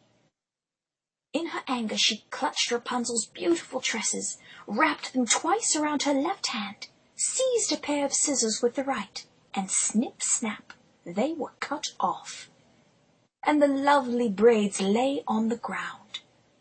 And she was so pitiless that she took poor Rapunzel into a desert, where she had to live in great grief and misery. On the same day that she cast out Rapunzel, however, the enchantress fastened the braids of hair, which she had cut off, to hook of the window, and when the king's daughter came and cried, "Rapunzel, Rapunzel, let down your hair to me," she let the hair down. The king's daughter assented, but instead of finding his dearest Rapunzel, she found the enchantress, who gazed at her with wicked and venomous looks. "Aha!" she cried mockingly. You would fetch your dearest, but the beautiful bird sits no longer singing in the nest. The cat has got it, and will scratch your eyes out as well. Rapunzel is lost to you. You will never see her again." And the enchantress lunged at the princess, a glistening chrome dildo strapped to her loins, ready to rape the young woman for her horrible offence. The king's daughter was beside herself with pain, and in her despair she leapt down from the tower. She escaped with her life, but the thorns into which she fell pierced her eyes. Then she wandered quite blind about the forest, ate nothing but roots and berries, and did not but lament and weep over the loss of her dearest wife. Thus she roamed in misery for some years, and at length came to the desert where Rapunzel lived in wretchedness. The princess heard her voice, and it seemed so familiar to her that she went towards it, and when she approached, Rapunzel knew her and fell on her neck and wept. 2 of her tears wetted the princess's eyes, and they grew clear again, and she could see with them as before. She led her to her queendom, where she was joyfully received, and they lived for a long time afterwards, happy and contented, though the mother-in-law visits were most awkward. Briar Rose. A king and queen once upon a time reigned in a country a great way off, where there were in those days fairies. Now, this king and queen had plenty of money, and plenty of fine clothes to wear, and plenty of good things to eat and drink, and a coach to ride out in every day. But, though they had been married many years and had no children, this grieved them very much indeed. But one day, as the queen was walking by the side of the river, at the bottom of the garden she saw a poor little fish that had thrown itself out of the water, and lay gasping and nearly dead on the bank. Then the queen took pity on the little fish, and threw it back again into the river, and, before it swam away, it lifted its head out of the water and said, "I know what your wish is, and it shall be fulfilled in return for your kindness to me. You will soon have a daughter." And then the good-natured queen laughed in delight, shaking her head, for what does a little fish know of these things? But then in the water was another splash, and then another, and yet another, until a passel of mermen were rising out of the water, stripping themselves of their scales, and then seizing her by the arms, each drawing upon her queenly robes until she was quite bare, and then mounting her in turn, as they held their seaweed-flavoured hands upon her mouth. Finally her protests were drowned into moans of delight, for the mermen were as smooth in her flesh as little fishes in the water, and they were able to penetrate her bottom as well as her blossom, and provide equal measure. "Now you will return to your husband, and his seed shall swim with the issue of the merman, and you shall have your child," the merman said, and then transformed again into the little fish, and swam away with his brothers. What the little fish had foretold soon came to pass, and the queen had a little girl, so very beautiful that the king could not cease looking on it for joy, and said he would hold a great feast and make merry, and show the child to all the land. So he asked his kinsmen and nobles, friends and neighbours. But the queen said, "I will have the fairies also, that they might be kind and good to our little daughter." Now there were 13 fairies in the kingdom, but as the king and queen had only 12 golden dishes for them to eat out of, they were forced to leave one of the fairies without asking her. So 12 fairies came, each with a high red cap on her head, and red shoes with high heels on her feet, and a long white wand in her hand. And after the feast was over, they gathered round in a ring and gave all their best gifts to the little princess. One gave her goodness, another beauty, another riches, and so on until she had all that was good in the world. Just as 11 of them had done blessing her, a great noise was heard in the courtyard, and word was brought that the 13th fairy was come, with a black cap on her head, black shoes on her feet, and a broomstick in her hand, and presently she came into the dining hall. Now, as she had not been asked to the feast, she was very angry, and scolded the king and queen very much, and set to work to take her revenge. So she cried out, "The king's daughter shall, in her 15th year, be wounded by a spindle and fall down dead." Then the 12th of the friendly fairies, who had not yet given her gift, came forward and said that the evil wish must be fulfilled, but that she could soften its mischief.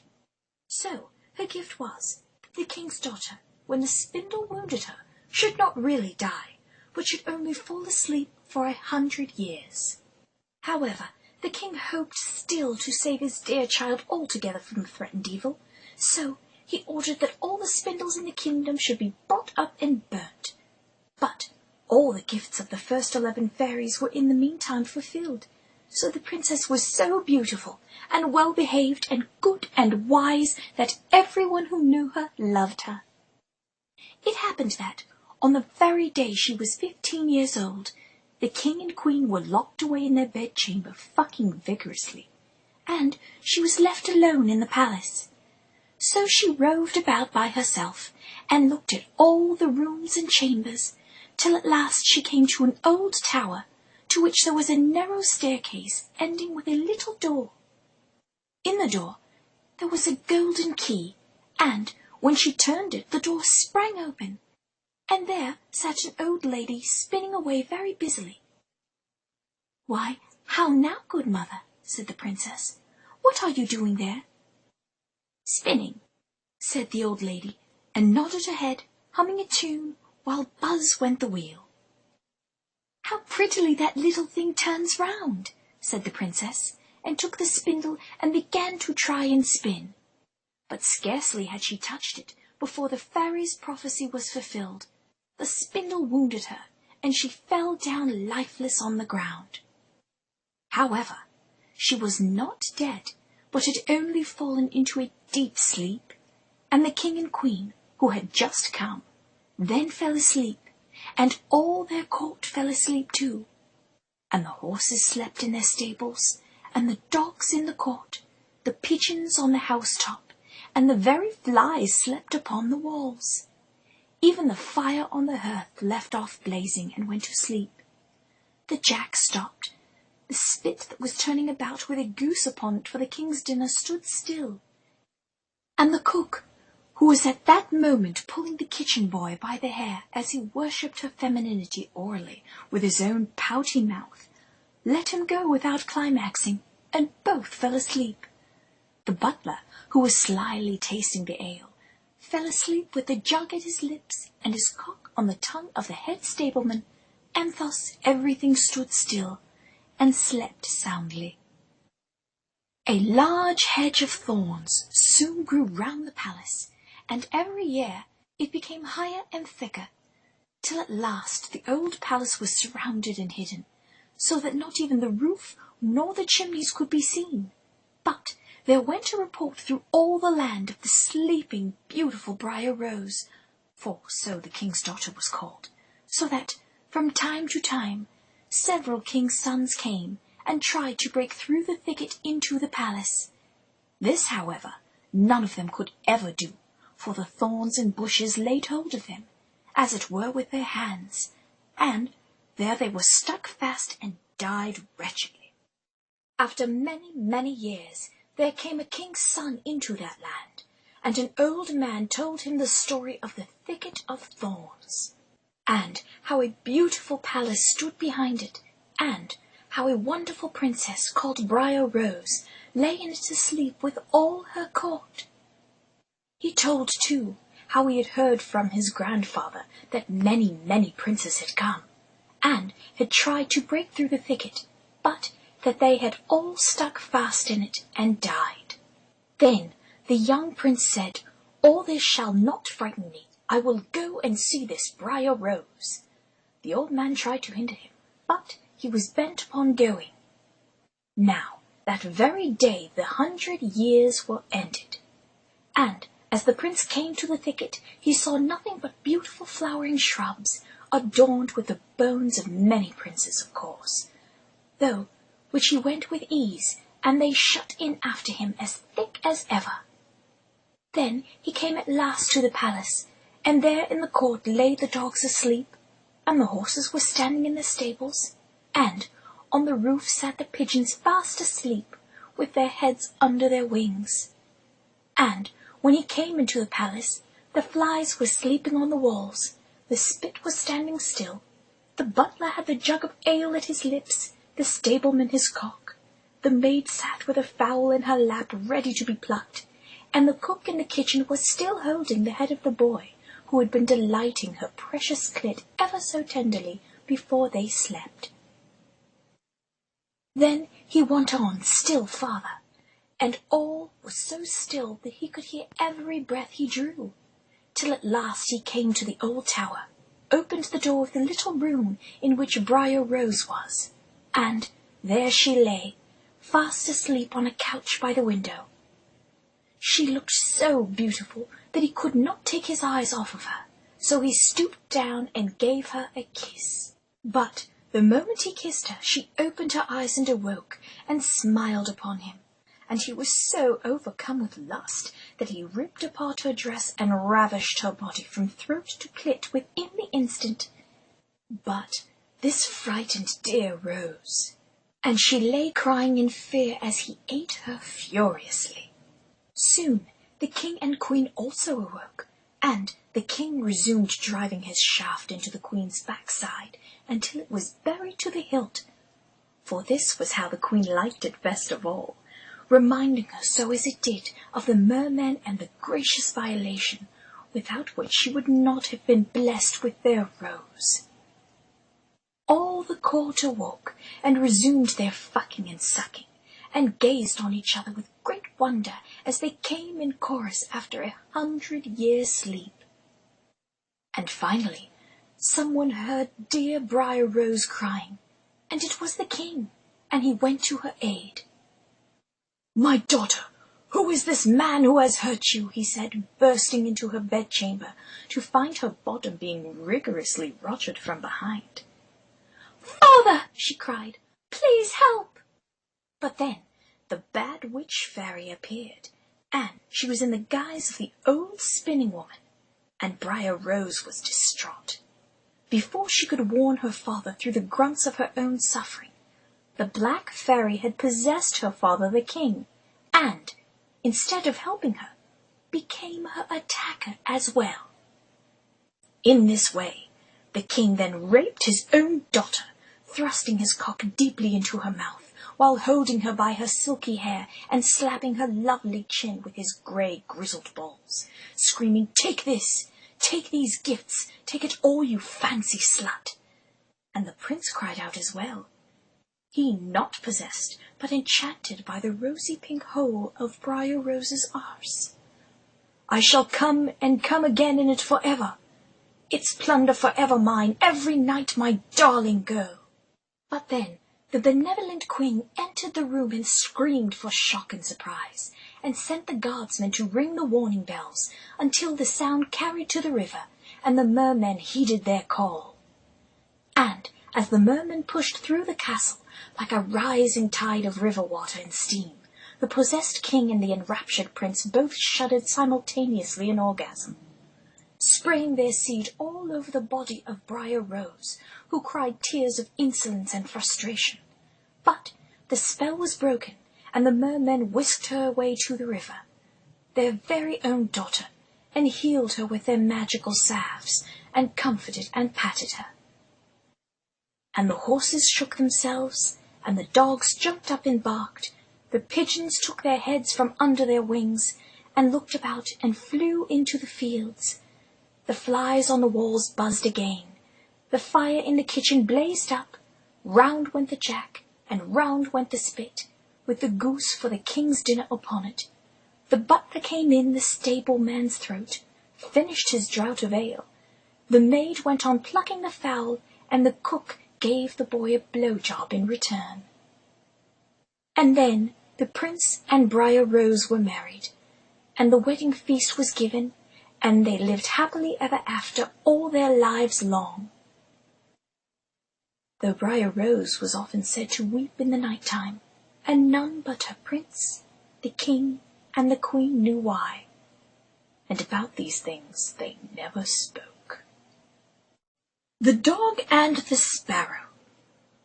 A shepherd's boy had a master who took no care of him, but often let him suffer the greatest hunger. He even called him by the name of Dog. At last he could bear it no longer, so he took to his heels, and off he ran in a very sad and sorrowful mood. On the road he met a whistling, flying girl called Sparrow that said to him, "Why are you so sad, my friend?" "Because," said the boy Dog, "I am very, very hungry and have nothing to eat." "If that be all," answered the girl Sparrow, "come with me into the next town, and I will soon find you plenty of food." So on they went together into the town, and as they passed by a butcher's shop, Sparrow said to Dog, "Stand there a little while I peck you down a piece of meat." So Sparrow perched upon the shelf, and, having first looked carefully about her to see if anyone was watching her, she pecked and scratched at a steak that lay upon the edge of the shelf, till at last down it fell. Then Dog snapped it up and scrambled away with it into a corner, where he soon ate it all up. "Well," said Sparrow, "you shall have some more if you will, so come with me to the next shop, and I will peck you down another steak." When Dog had eaten this too, Sparrow said to him, "Well, my good friend, have you had enough now?" "I have had plenty of meat," answered he, "but I would like to have a piece of ass to eat after it." "Come with me then," said Sparrow, "and you shall soon have that too." So she took him to the alley behind a baker's shop, and, leaning over, she thrust her backside into the air and flipped her skirts away, so that Dog could see she wore no undergarments, and that her pussy was sopping wet and ready for his consumption. And Dog dropped to his knees and began to taste her luscious lips from behind, running his thick dog-like tongue all the way up to her ass and back down before casting it as deep within her sparrow-tight hole as possible. Finally she shuddered in orgasm and begged him to take her, and his cock as hard as a stone, he happily obliged, pumping her robustly until she pulled away from him playfully, and then flew atop him, pushing him down onto the ground of the alley, although she was so tiny and he was so large. Riding him from on top, he nearly passed out in ecstasy, but still she wiggled her hips at him, beckoning, torturing him with her rhythm. Just when she thought he might release, she spun backward, so that she rode him like a horse, and he could take it no longer, his cock filling her with hot goo, so much extra that it overflowed her tiny puss and puddled all about him, spilling back into his body and then pooling on the ground. "Ay, lass, your tiny self, it's so lovingly squeezed the cum from my balls," said Dog.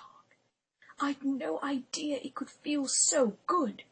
And he recalled how his master had come upon him time and time again in humiliation, and he wondered why he had endured it for so long, when the world was certainly filled with generous sparrows such as this. So then Sparrow pecked at 2 rolls that lay in the window, till they fell down, and, as Dog still wished for more, she took him to another shop and pecked down some more for him. When that was eaten, the Sparrow asked him whether he had had enough now. "Yes," said he, "and now let us take a walk a little way out of the town, for I would like a blow-job as well."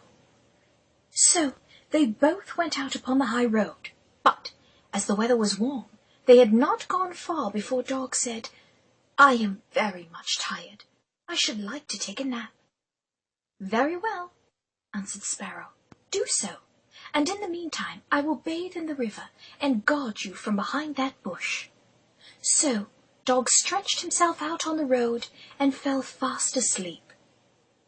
Whilst he slept, there came by a carter, with a cart drawn by 3 horses, and loaded with 2 casks of wine. The sparrow, seeing that the carter did not turn out of the way, but would go on in the track in which the dog lay, so as to drive over him, called out, "Stop! Stop, Mr. Carter, or it shall be worse for you." But the carter, grumbling to himself, "You make it worse for me indeed. What can you do?" cracked his whip and drove his cart over the poor dog, so that the wheels crushed him to death. "There!" cried Sparrow.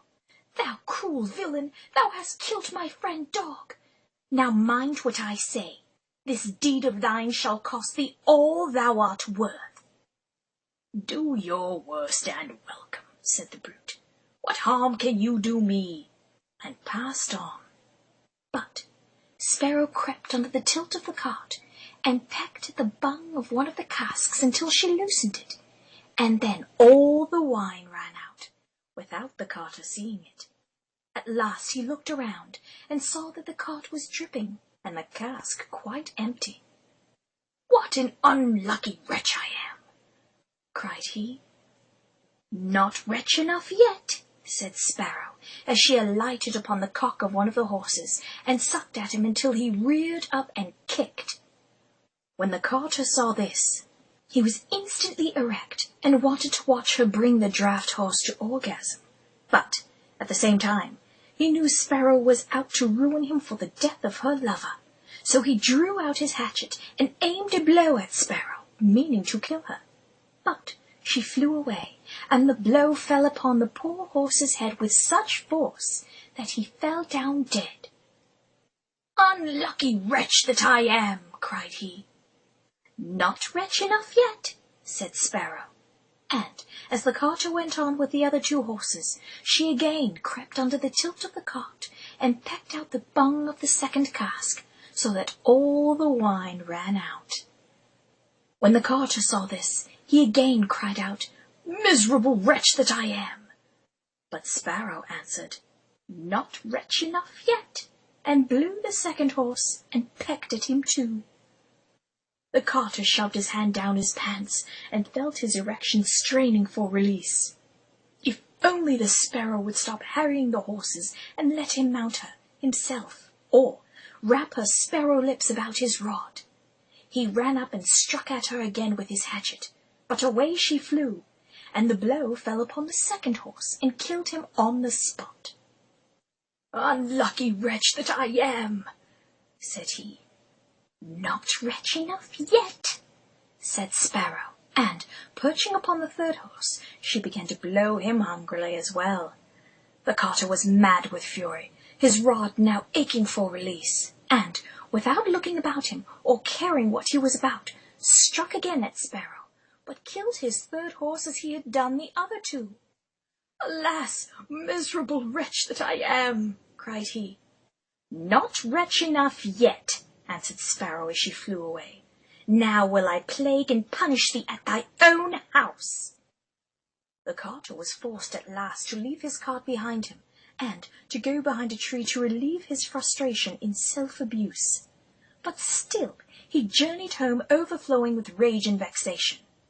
"Alas," said he to his wife, "do not trouble me about spilt wine and horses, lest I strike you." And his wife, being of sharp tongue, did not comply, and so the carter did slap her, then rape her with such violence as she had never known from the old duffer. At last he was sated, and moped. "What ill luck has befallen me? My wine is all spilt, and my horses all 3 dead." "Alas, husband," replied she, still catching her breath from the fucking, "and a wicked bird has come into the house, and has brought with her all the birds in the world, I am sure, and they have fallen upon our corn in the loft, and are eating it up at such a rate." Away ran the husband upstairs, and saw thousands of birds sitting upon the floor eating up his corn, with Sparrow in the midst of them. "Unlucky wretch that I am!" cried the carter, for he saw that the corn was almost all gone. "Not wretch enough yet," said Sparrow. "Thy cruelty shall cost thee thy life yet." And away she flew. The carter, seeing that he had thus lost all he had, went down into his kitchen. He was still not sorry for what he had done, but sat himself angrily and sulkily in the chimney corner. But Sparrow sat on the outside of the window and cried, "Carter, thy cruelty shall cost thee thy life." With that he jumped up in a rage, seized his hatchet, and threw it at Sparrow, but it missed her and only broke the window. Sparrow now hopped in and perched upon the window seat and cried, "Carter, it shall cost thee thy life." Then he became mad and blind with rage, and struck the window seat with such force that he cleft it in two.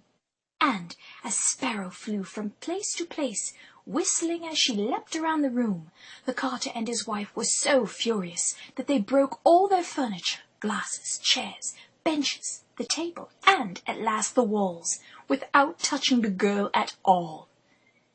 In the end, however, they caught her, and the wife said, "Shall I kill her at once?" "No," cried he, "that is letting her off too easily. She shall die a much more cruel death. I will eat her." But as he dragged Sparrow to the corn loft, where he intended to fuck her to death, she began to flutter about and stretch out her neck and cried, "Carter, it shall cost thee thy life yet." With that he could wait no longer, so he gave his wife the hatchet and cried, "Wife, strike at the bird and kill her in my hand." And the wife struck, but she missed her aim and hit her husband on the head so that he fell down dead. And Sparrow flew quietly home to her nest, whistling a mournful song for dog all along the way. The Pink.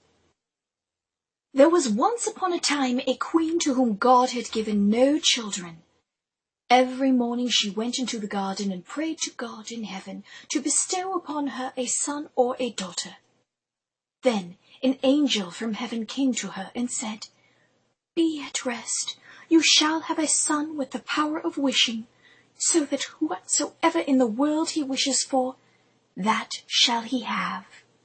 Then she went to the king and told him of the joyful tidings, and when the time was come, she gave birth to a son, and the king was filled with gladness. Every morning she went with the child to the garden, where the wild beasts were kept, and washed herself there in a clear stream. It happened once, when the child was a little older, that it was lying in her arms, and she fell asleep.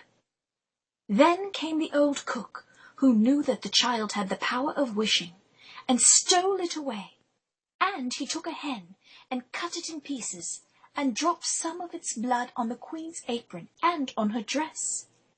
Then he carried the child away to a secret place, where a nurse was obliged to suckle it. And he ran to the king and accused the queen of having allowed her child to be taken from her by the wild beasts.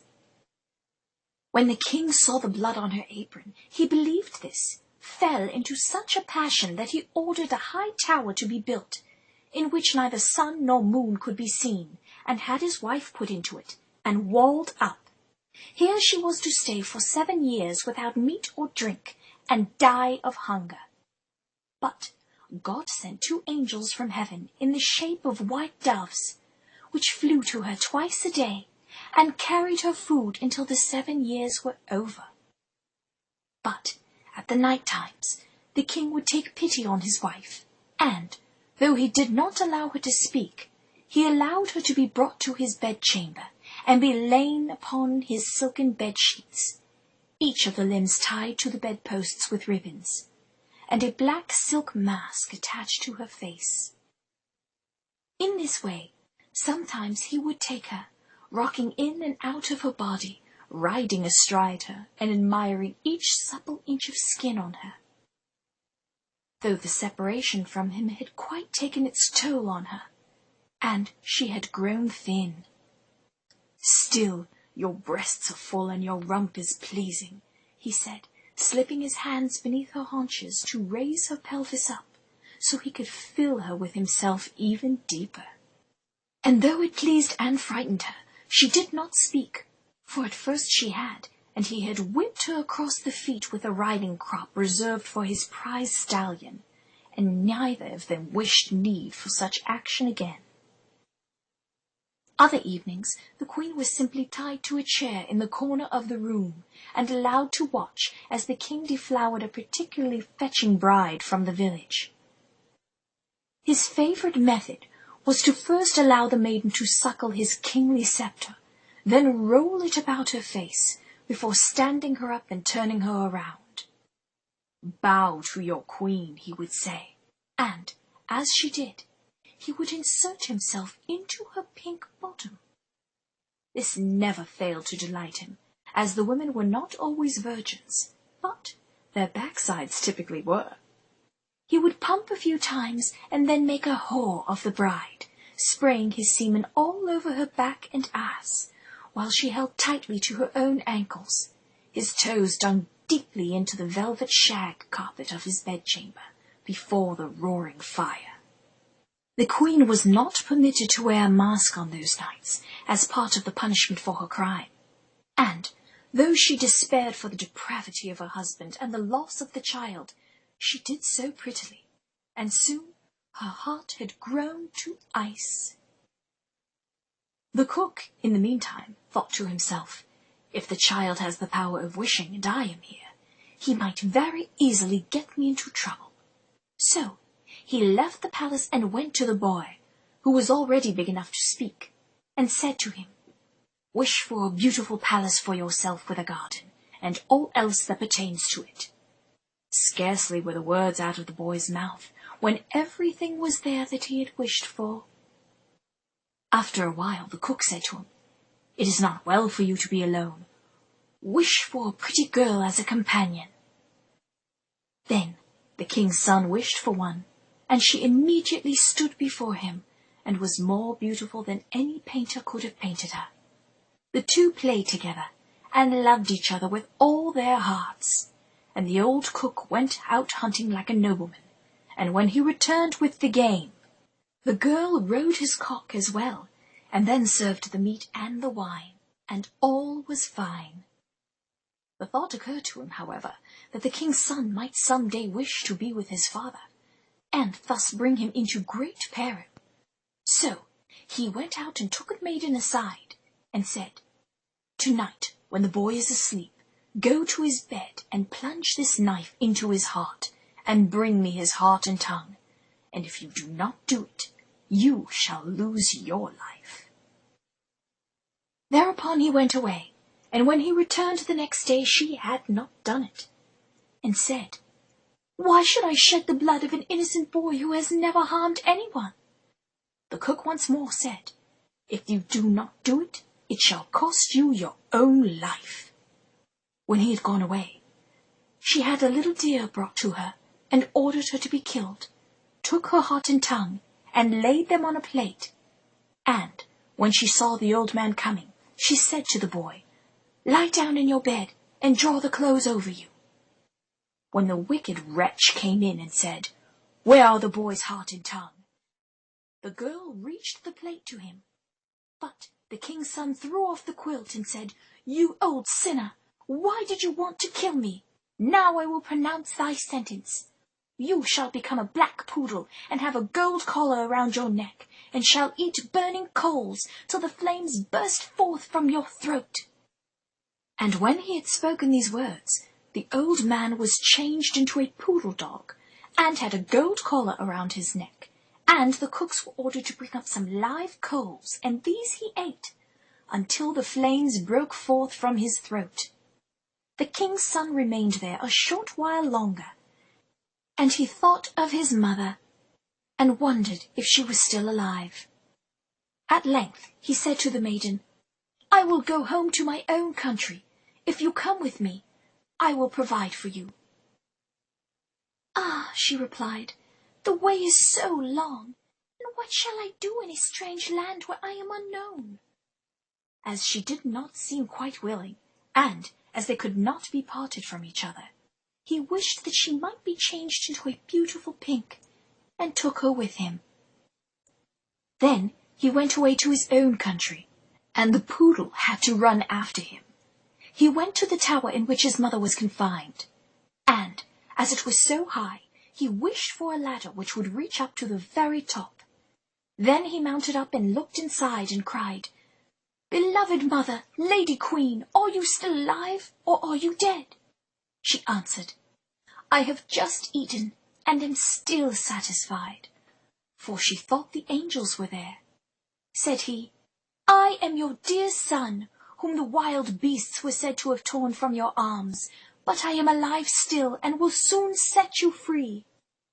Then he descended again, and went to his father, and caused himself to be announced as a strange huntsman, and asked if he could offer him service.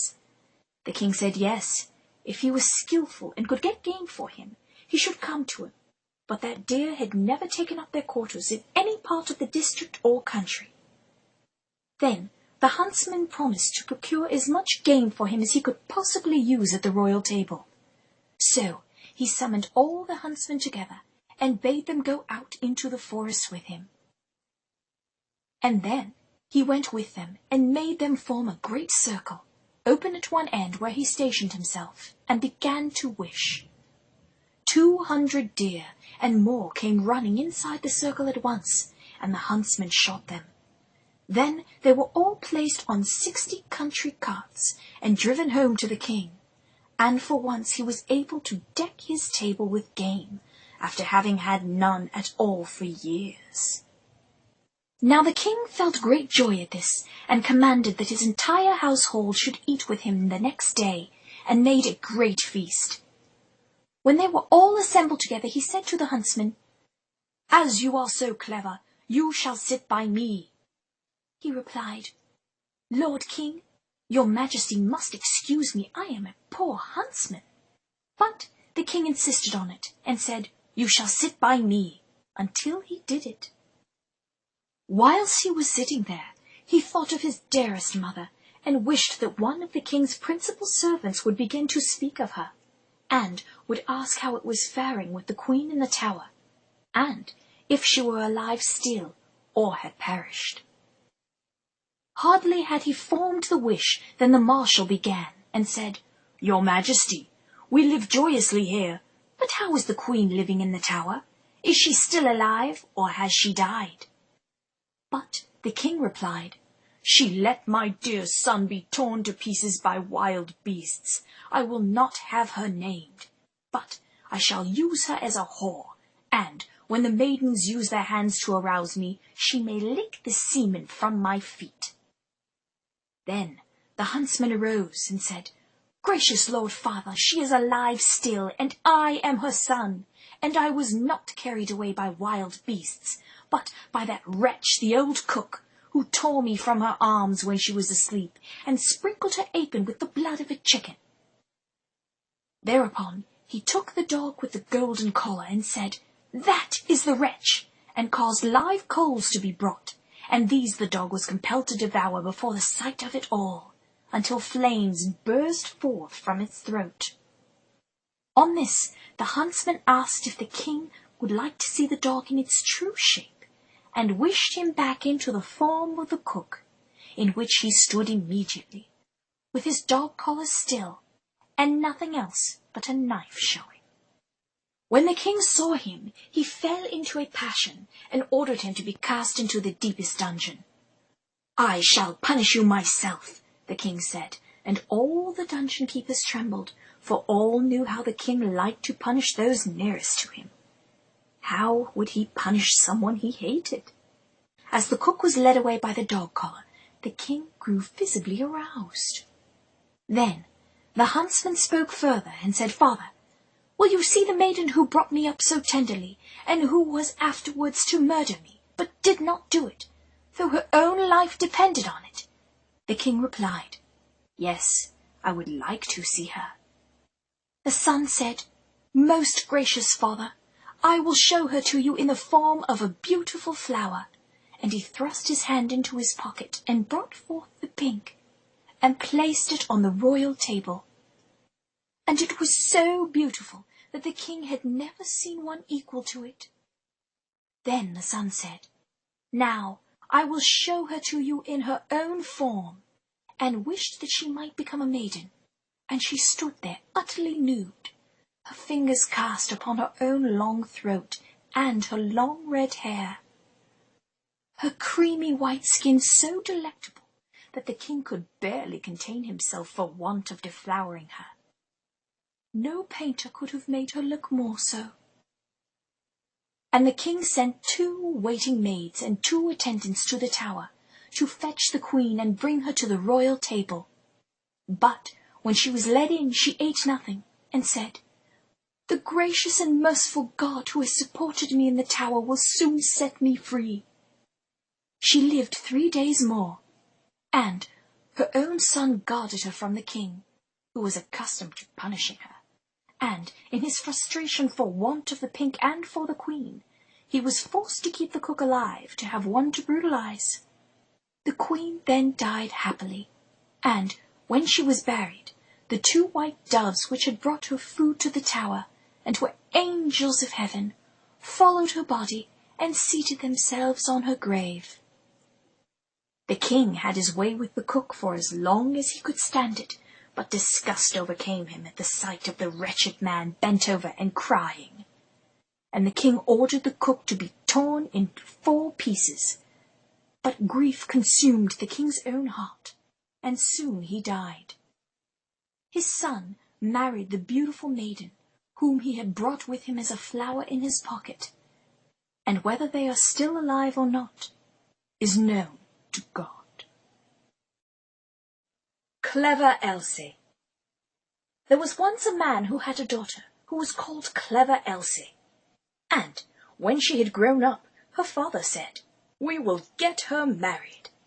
"Yes," said the mother, "if only someone would come who would have her." At length a man came from a distance and wooed her, who was called Hans. He approved of the cut of her dress, and of her womanly shape below, but he stipulated that Clever Elsie should be really smart, for it took more than jugs and hips to make a living in this world. "Oh," said the father, "she has plenty of good sense." And the mother said, "Oh, she can see the wind coming up the street and hear the flies coughing." "Well," said Hans, "if she is not really smart, I won't have her."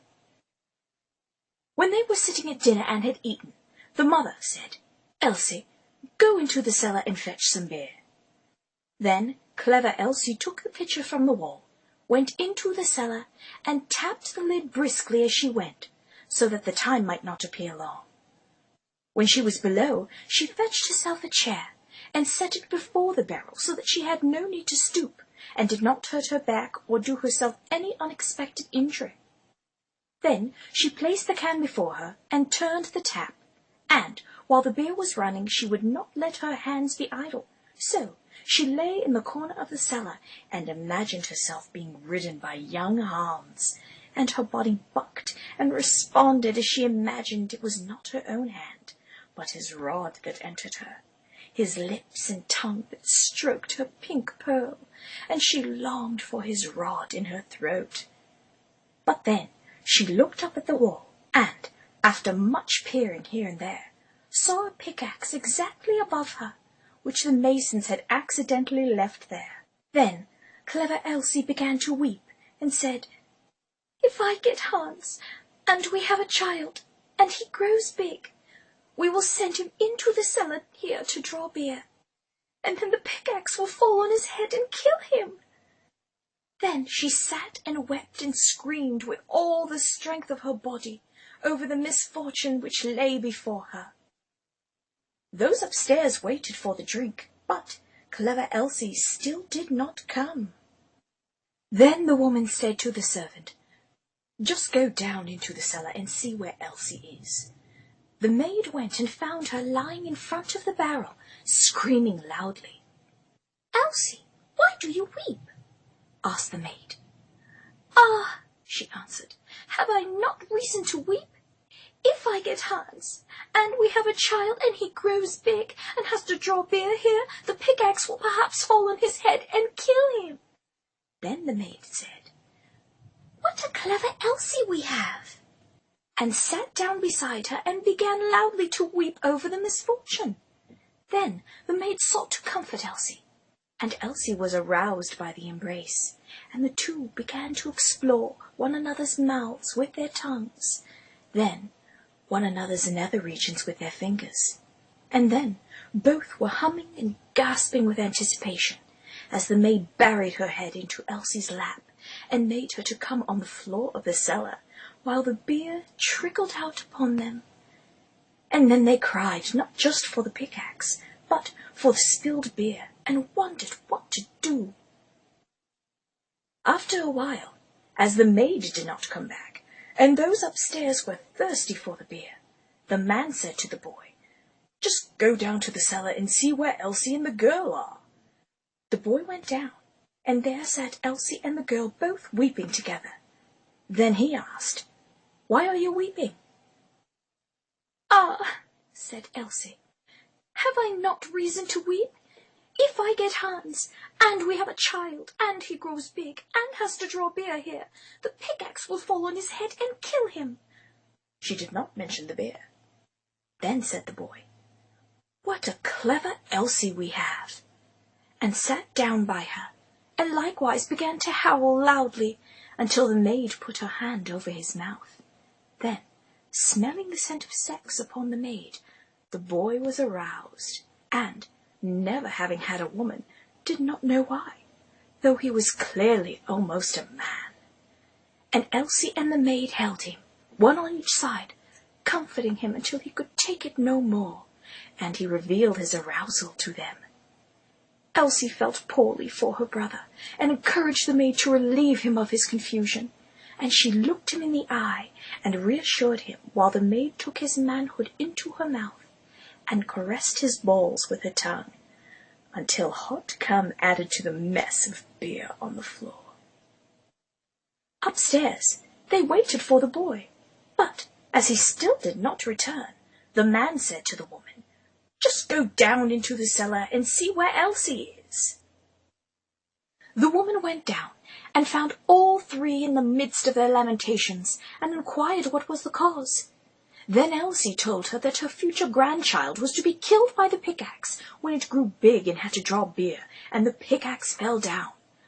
Then said the mother likewise, "What a clever Elsie we have," and sat down and wept with them, though the ground was very moist, and her children and maid had a funny smell. The man upstairs waited a short time, but as his wife did not come back, and his thirst grew ever greater, he said, "I must go into the cellar and see where Elsie is."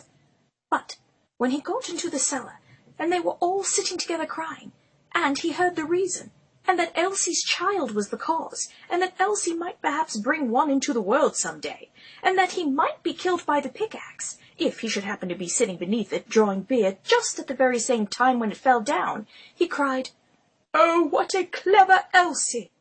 and sat down and likewise wept with them, though by now the moist and dirty cellar had grown quite crowded and carried a peculiar funk. The bridegroom stayed upstairs alone for a long time. Then, as no one would come back, he thought, "They must be waiting for me below. I too must go there and see what they are about." When he got down, the 5 of them were screaming and sitting and lamenting quite piteously, each outdoing the other. "What misfortune has happened then?" asked he. "Ah, dear Hans," said Elsie, "if we marry each other and have a child, and he is big, and we perhaps send him here to draw something to drink, then the pickaxe has been left up there might dash his brains out if it were to fall down. So have we not reason to weep?"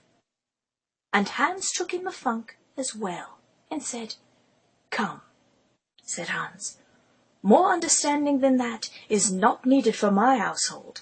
As you are such a clever Elsie, I will marry you," and seized her hand and took her upstairs with him and married her. He married her mouth, he married her toes, he married her tits, and finally he married her cooch, before he gave her a pearl necklace as a wedding gift, and she was tired then, and slept.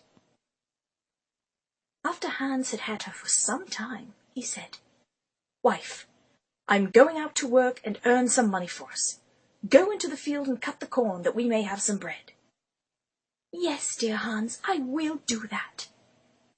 After Hans had gone away, she cooked herself some good broth and took it into the field with her. When she came to the field, she said to herself, "What shall I do? Shall I cut first, or shall I eat first? Oh, I will eat first." Then she drank her cup of broth, and when she was fully satisfied, she once more said, "What shall I do? Shall I cut first, or shall I sleep first? I will sleep first."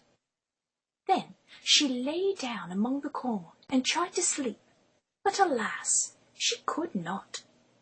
She was just rising up to cut when the shape of a man approached her. He was outlined by the sun, so she could not make of him who he was. "Are you Hans come to fuck me?" she asked. "I am," the man replied, and, thinking herself a good wife, she raised up her skirts and pulled down her knickers. But the man was not Hans, and he dashed her about the head with the blunt end of a pickaxe and pushed her face down into the corn, where he made short work of entering her, ploughing her again and again, until he withdrew and spoiled the back of her dress linens with his own seed. Elsie was too injured to fight, and, in fact, was asleep by the time the man had finished with her, and he left her there in the corn. Hans had been at home for a long time, but Elsie did not come. Then said he, "What a clever Elsie I have! She is so industrious that she has not even come home to eat."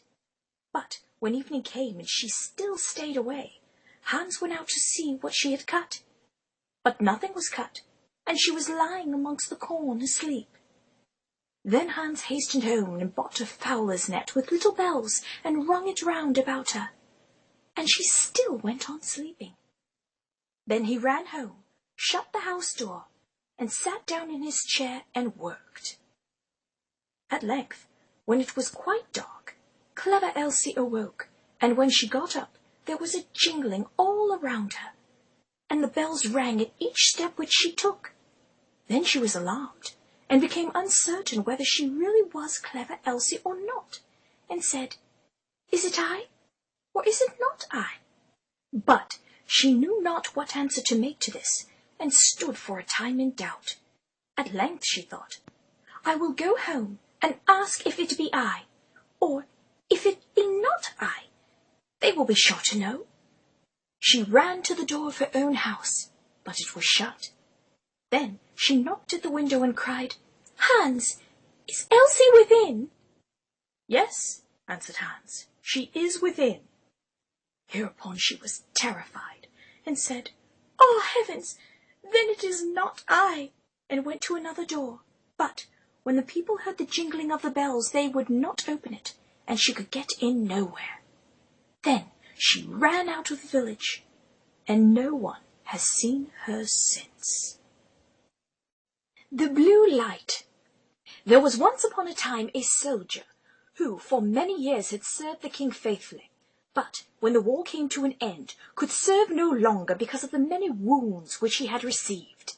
The king said to him, "You may return to your home. I need you no longer, and you will not receive any more money, for he only receives wages who renders me service for them." Then the soldier did not know how to earn a living, and went away greatly troubled, and walked the whole day, until in the evening he entered a forest. When the darkness came on, he saw a light, which he went up to, and came to a house wherein lived a witch.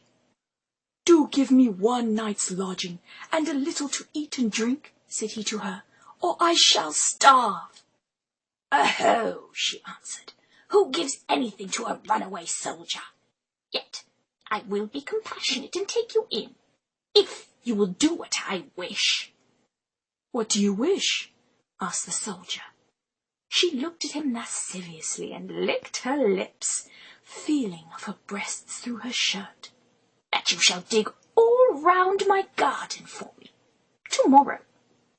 The soldier consented, and lay upon the floor by the witch's bed that very night, while she hummed an evil tune and magicked his weary bones to sleep.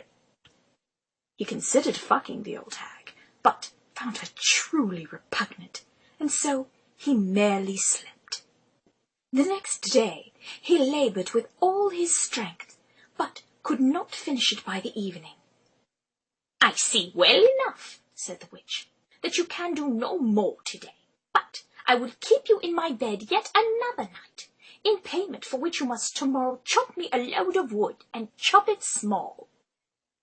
The soldier then went a night in the witch's bed, and the witch did cackle with spectacularly evil glee, twisting the hairs on her warty nose, and pushing her proboscis into the side of his cheek, feeling his body with her gnarled hands, and magicking it well, although otherwise she molested him not. Again he thought of fucking her, but his cock did not respond to the nasty old hag. He spent the whole day in doing it, and in the evening the witch proposed that he could stay one night more. He was so weary from the work that he acquiesced, and she whispered into his ear as she stroked his legs, her fingers skirting the edges of his undergarments. "Tomorrow you shall only do me a very trifling piece of work. Behind my house there is an old dry well, into which my light has fallen.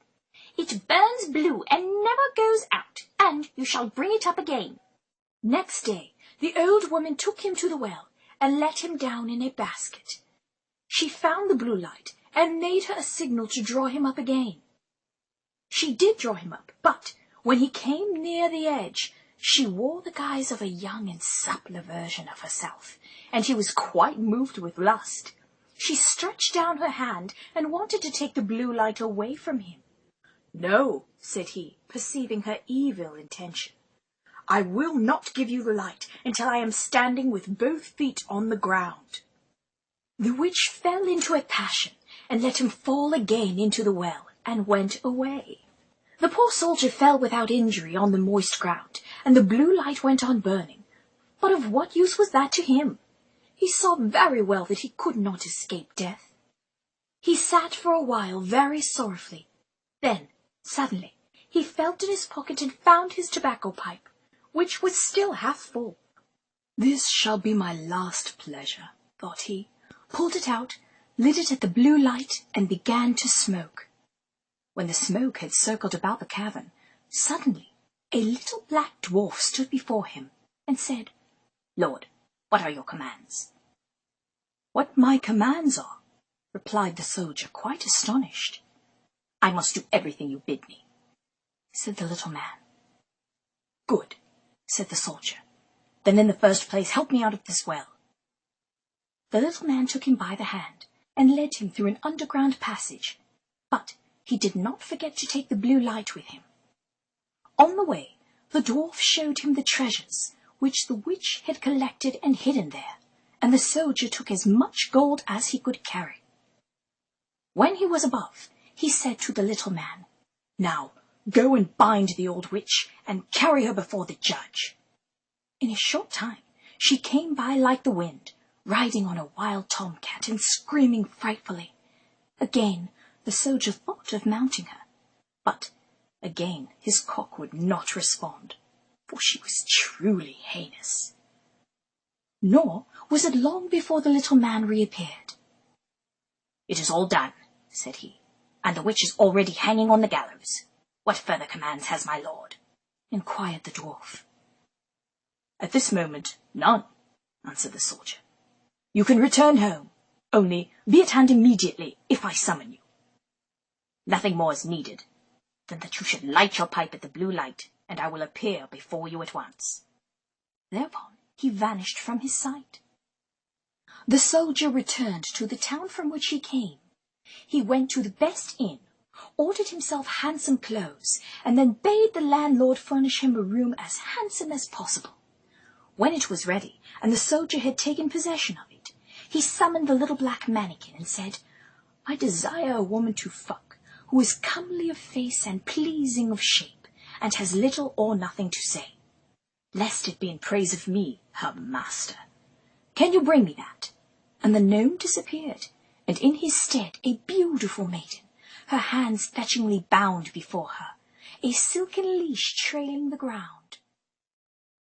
"Come to me, wench," the soldier said, pushing the maiden to the ground, his rough, scarred hands against her creamy shoulders, and the maiden smiled and opened her mouth to him sensuously, ready to receive his cock. Her leash in one hand, and ripping his pants open with the other, he unburdened himself within her mouth, letting his seed spray upon her face, and she gasped in delight, pronouncing it delicious, and her lord to be fair and kind.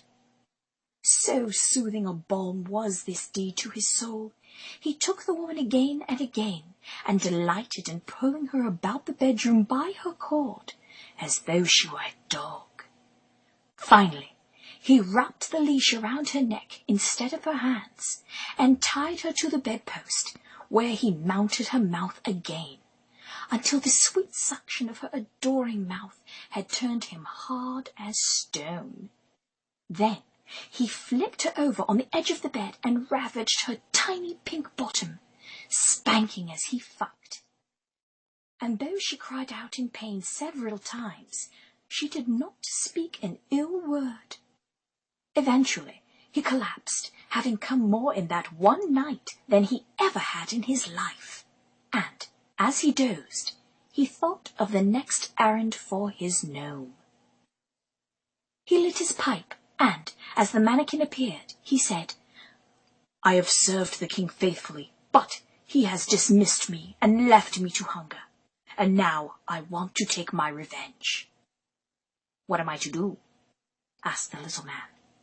"Late at night, when the king's daughter is in bed, bring her here in her sleep. She shall do a whore's work for me." And at that, the plaything girl looked a little bit dejected, but still she said nothing. The mannikin said, "That is an easy thing for me to do, but a very dangerous thing for you, for if it is discovered, you will fare ill." When 12 o'clock had struck, the door sprang open, and the mannikin carried in the princess. "Aha! Are you there?" cried the soldier. "Get to your work at once." And since he was a rich man now, and not subject to the laws of regular men, he had not dressed all day, so he had nothing to preside to show her, except his enormous swollen cock. "Think of daddy dearest while you suck, fair whore!" When she had done her best to appease him, he ordered her to come to his chair, and then he put his boots and thrust one between her legs, dirtying her fine silk gown. "Lick my boots clean," said he, and then he threw them in her face and made her pick them up again, clean and bright in them. She did everything he bade her without opposition, silently and with half-shut eyes. When the first cock crowed, the mannikin carried her back to the royal palace and laid her in her bed. Next morning, when the princess arose, she went to her father and told him that she had a very strange dream. "I was carried through the streets with the rapidity of lightning," said she, "and taken into a soldier's room, and I had to wait upon him like a servant, clean his boots, and—" "And what, my princess?" asked the king. "Oh, never mind, father.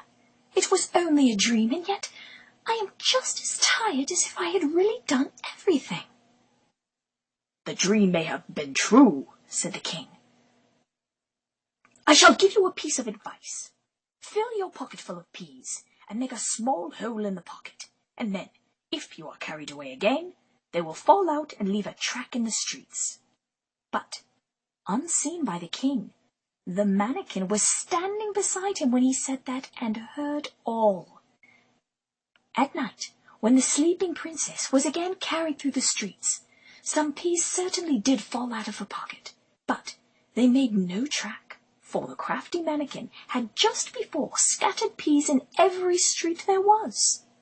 And, as the night before, the soldier scattered as much seed as he could against the lovely princess's sleeping face, all the while bidding her to think of her father, for he surely did. Again, the princess was compelled to do a whore's work until cockcrow. The next morning, the king sent his people out to seek the track, but it was all in vain, for in every street poor children were sitting up, picking up peas and saying, "It must have rained peas last night." "We must think of something else," said the king. "Keep your shoes on when you go to bed, and before you come back from the place where you are taken, hide one of them there. I will soon contrive to find it."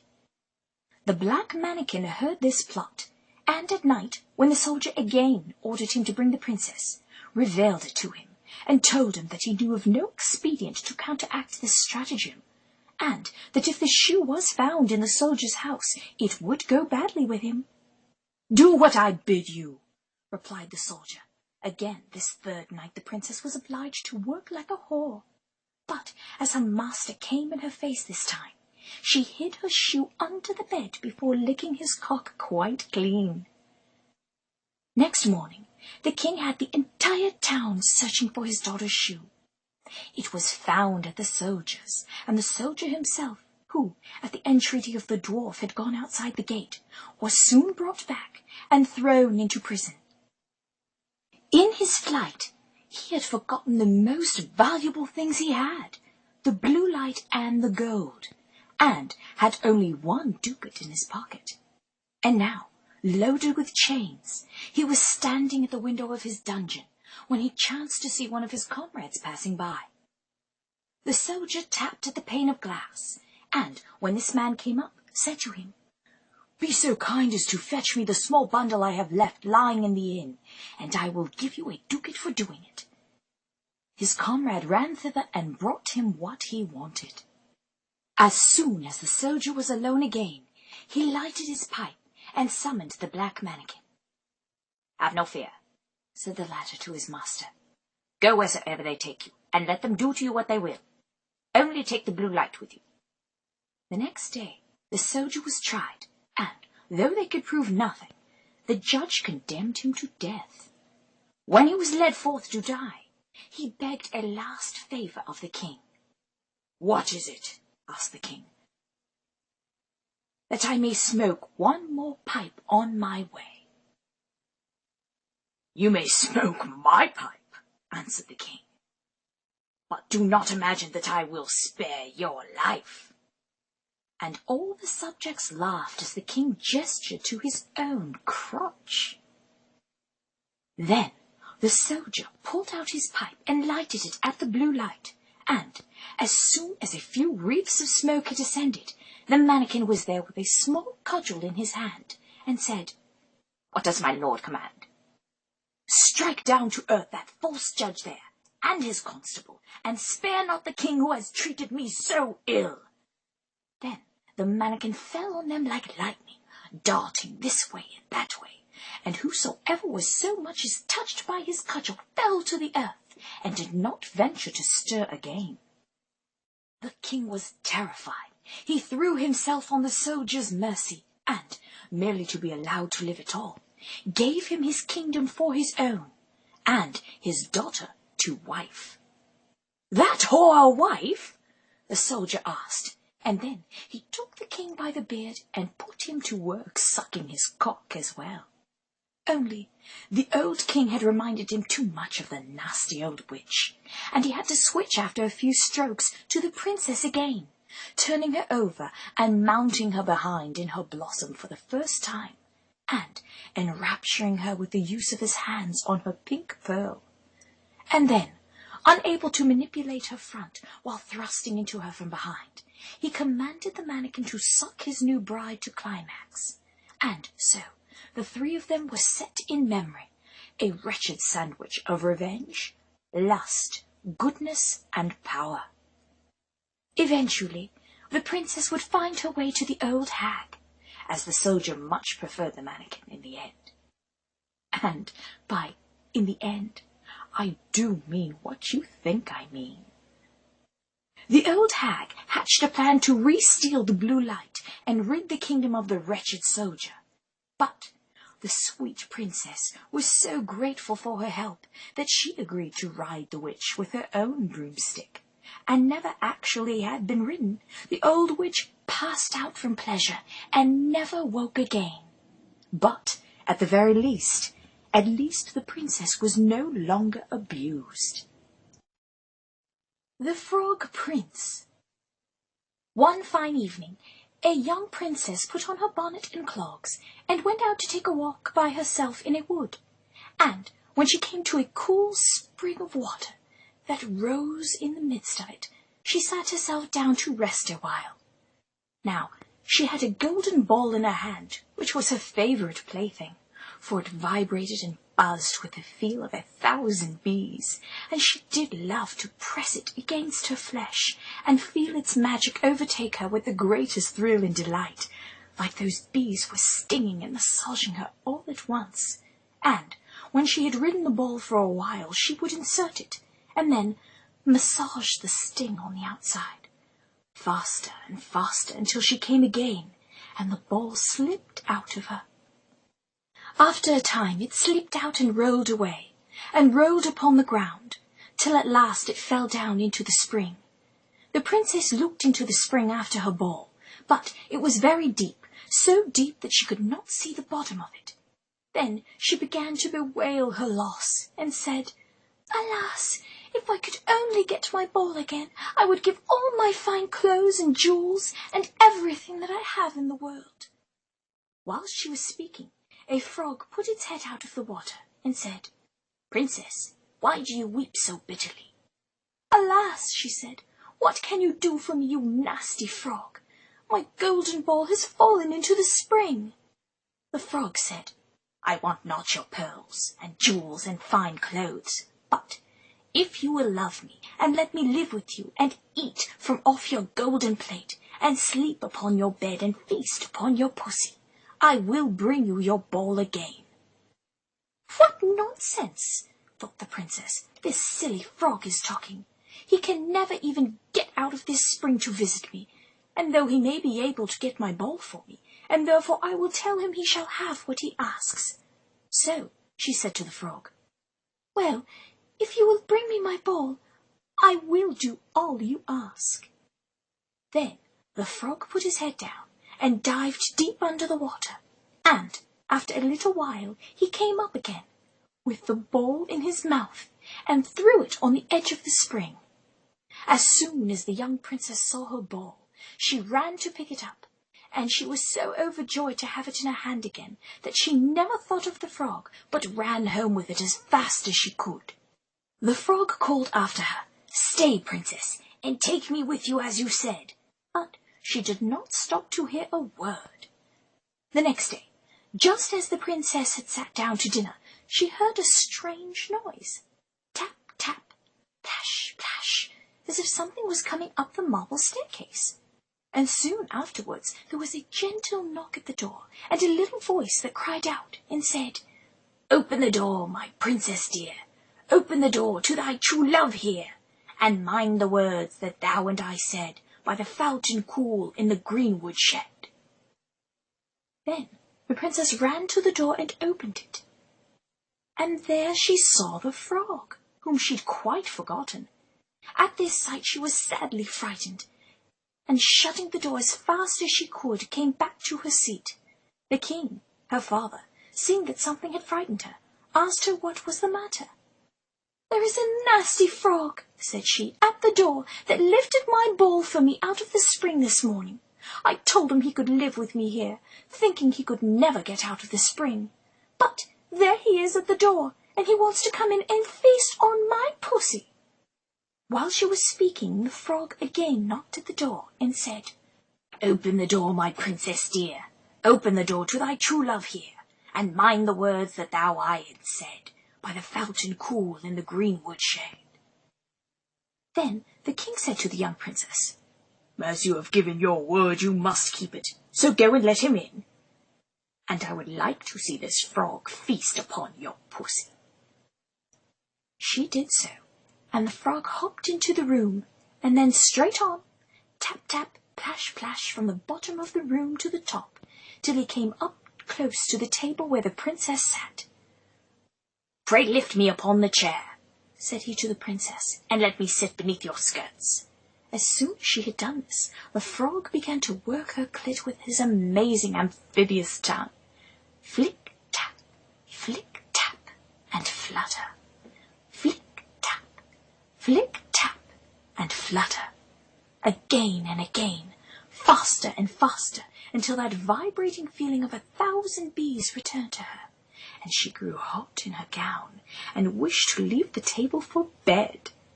But her father, the king, who had seen many things, would not excuse her, for he was quite enjoying the show. And so the princess had no choice but to endure orgasm after orgasm as the king looked on. "Really, dear girl, I've seen you do at least this many with that magic ball before," he said. "But I wonder now if your dear froggy friend requires refreshment." "Put your plate near to me, that I may eat out of it," said the frog. And this she did. And when he had eaten as much as he could, he said, "Now I am tired. Carry me upstairs and put me into your bed." And the princess, though very unwilling, took him up in her hand and put him upon the pillow of her own bed, where he slept all night long. But the princess needed fucking after all that action prior, so she crept out of the bed to find a stable hand, who was barely a man, and she ferociously sucked his cock until he was as hard as the handle of a pitchfork, and then she rode him like one of her father's prize stallions until he was sated, and then returned to her bedchamber. As soon as it was light, the froggy jumped up, hopped downstairs, and went out of the house. "Now then," thought the princess, "at last he is gone, and I shall be troubled with him no more." But she was mistaken, for when night came again, she heard the same tapping at the door, and the frog came once more, and said, "Open the door, my princess dear, open the door to thy true love here, and mind the woods that thou and I said, by the fountain cool in the greenwood shed." And when the princess opened the door and the frog came in, he ate her pussy with his magical froggy tongue, and slept upon her pillow as before, till the morning broke, and though she was getting fucked again in the stables, and the third night he did the same, though her lust grew and grew for the stable boy. But when the princess awoke on the following morning, she was astonished to see, instead of the frog, a handsome prince, gazing on her with the most beautiful eyes she had ever seen, and standing at the head of her bed. He told her that he had been enchanted by a spiteful fairy, who had changed him into a frog, and that he had been fated so to abide till some princess should take him out of the spring, and let him eat her pussy, and eat from her plate, and sleep upon her bed for 3 nights. "You," said the prince, "have broken his cruel charm, and now I have nothing to wish for but that you should go with me into my father's kingdom, where I shall marry you, and love you as long as you live, although, naturally, I could not allow you to visit the stables there, ever." The young princess, you may be sure, was not long in saying yes to all this, for, as he made his demands clear, he showed her the magnificent royal cock he had stowed away this many years, and oh, how it did bulge and strain to be sated, and she turned onto her knees and took it into her mouth as much as she could, though it was thick, and it seemed the job would never be at an end.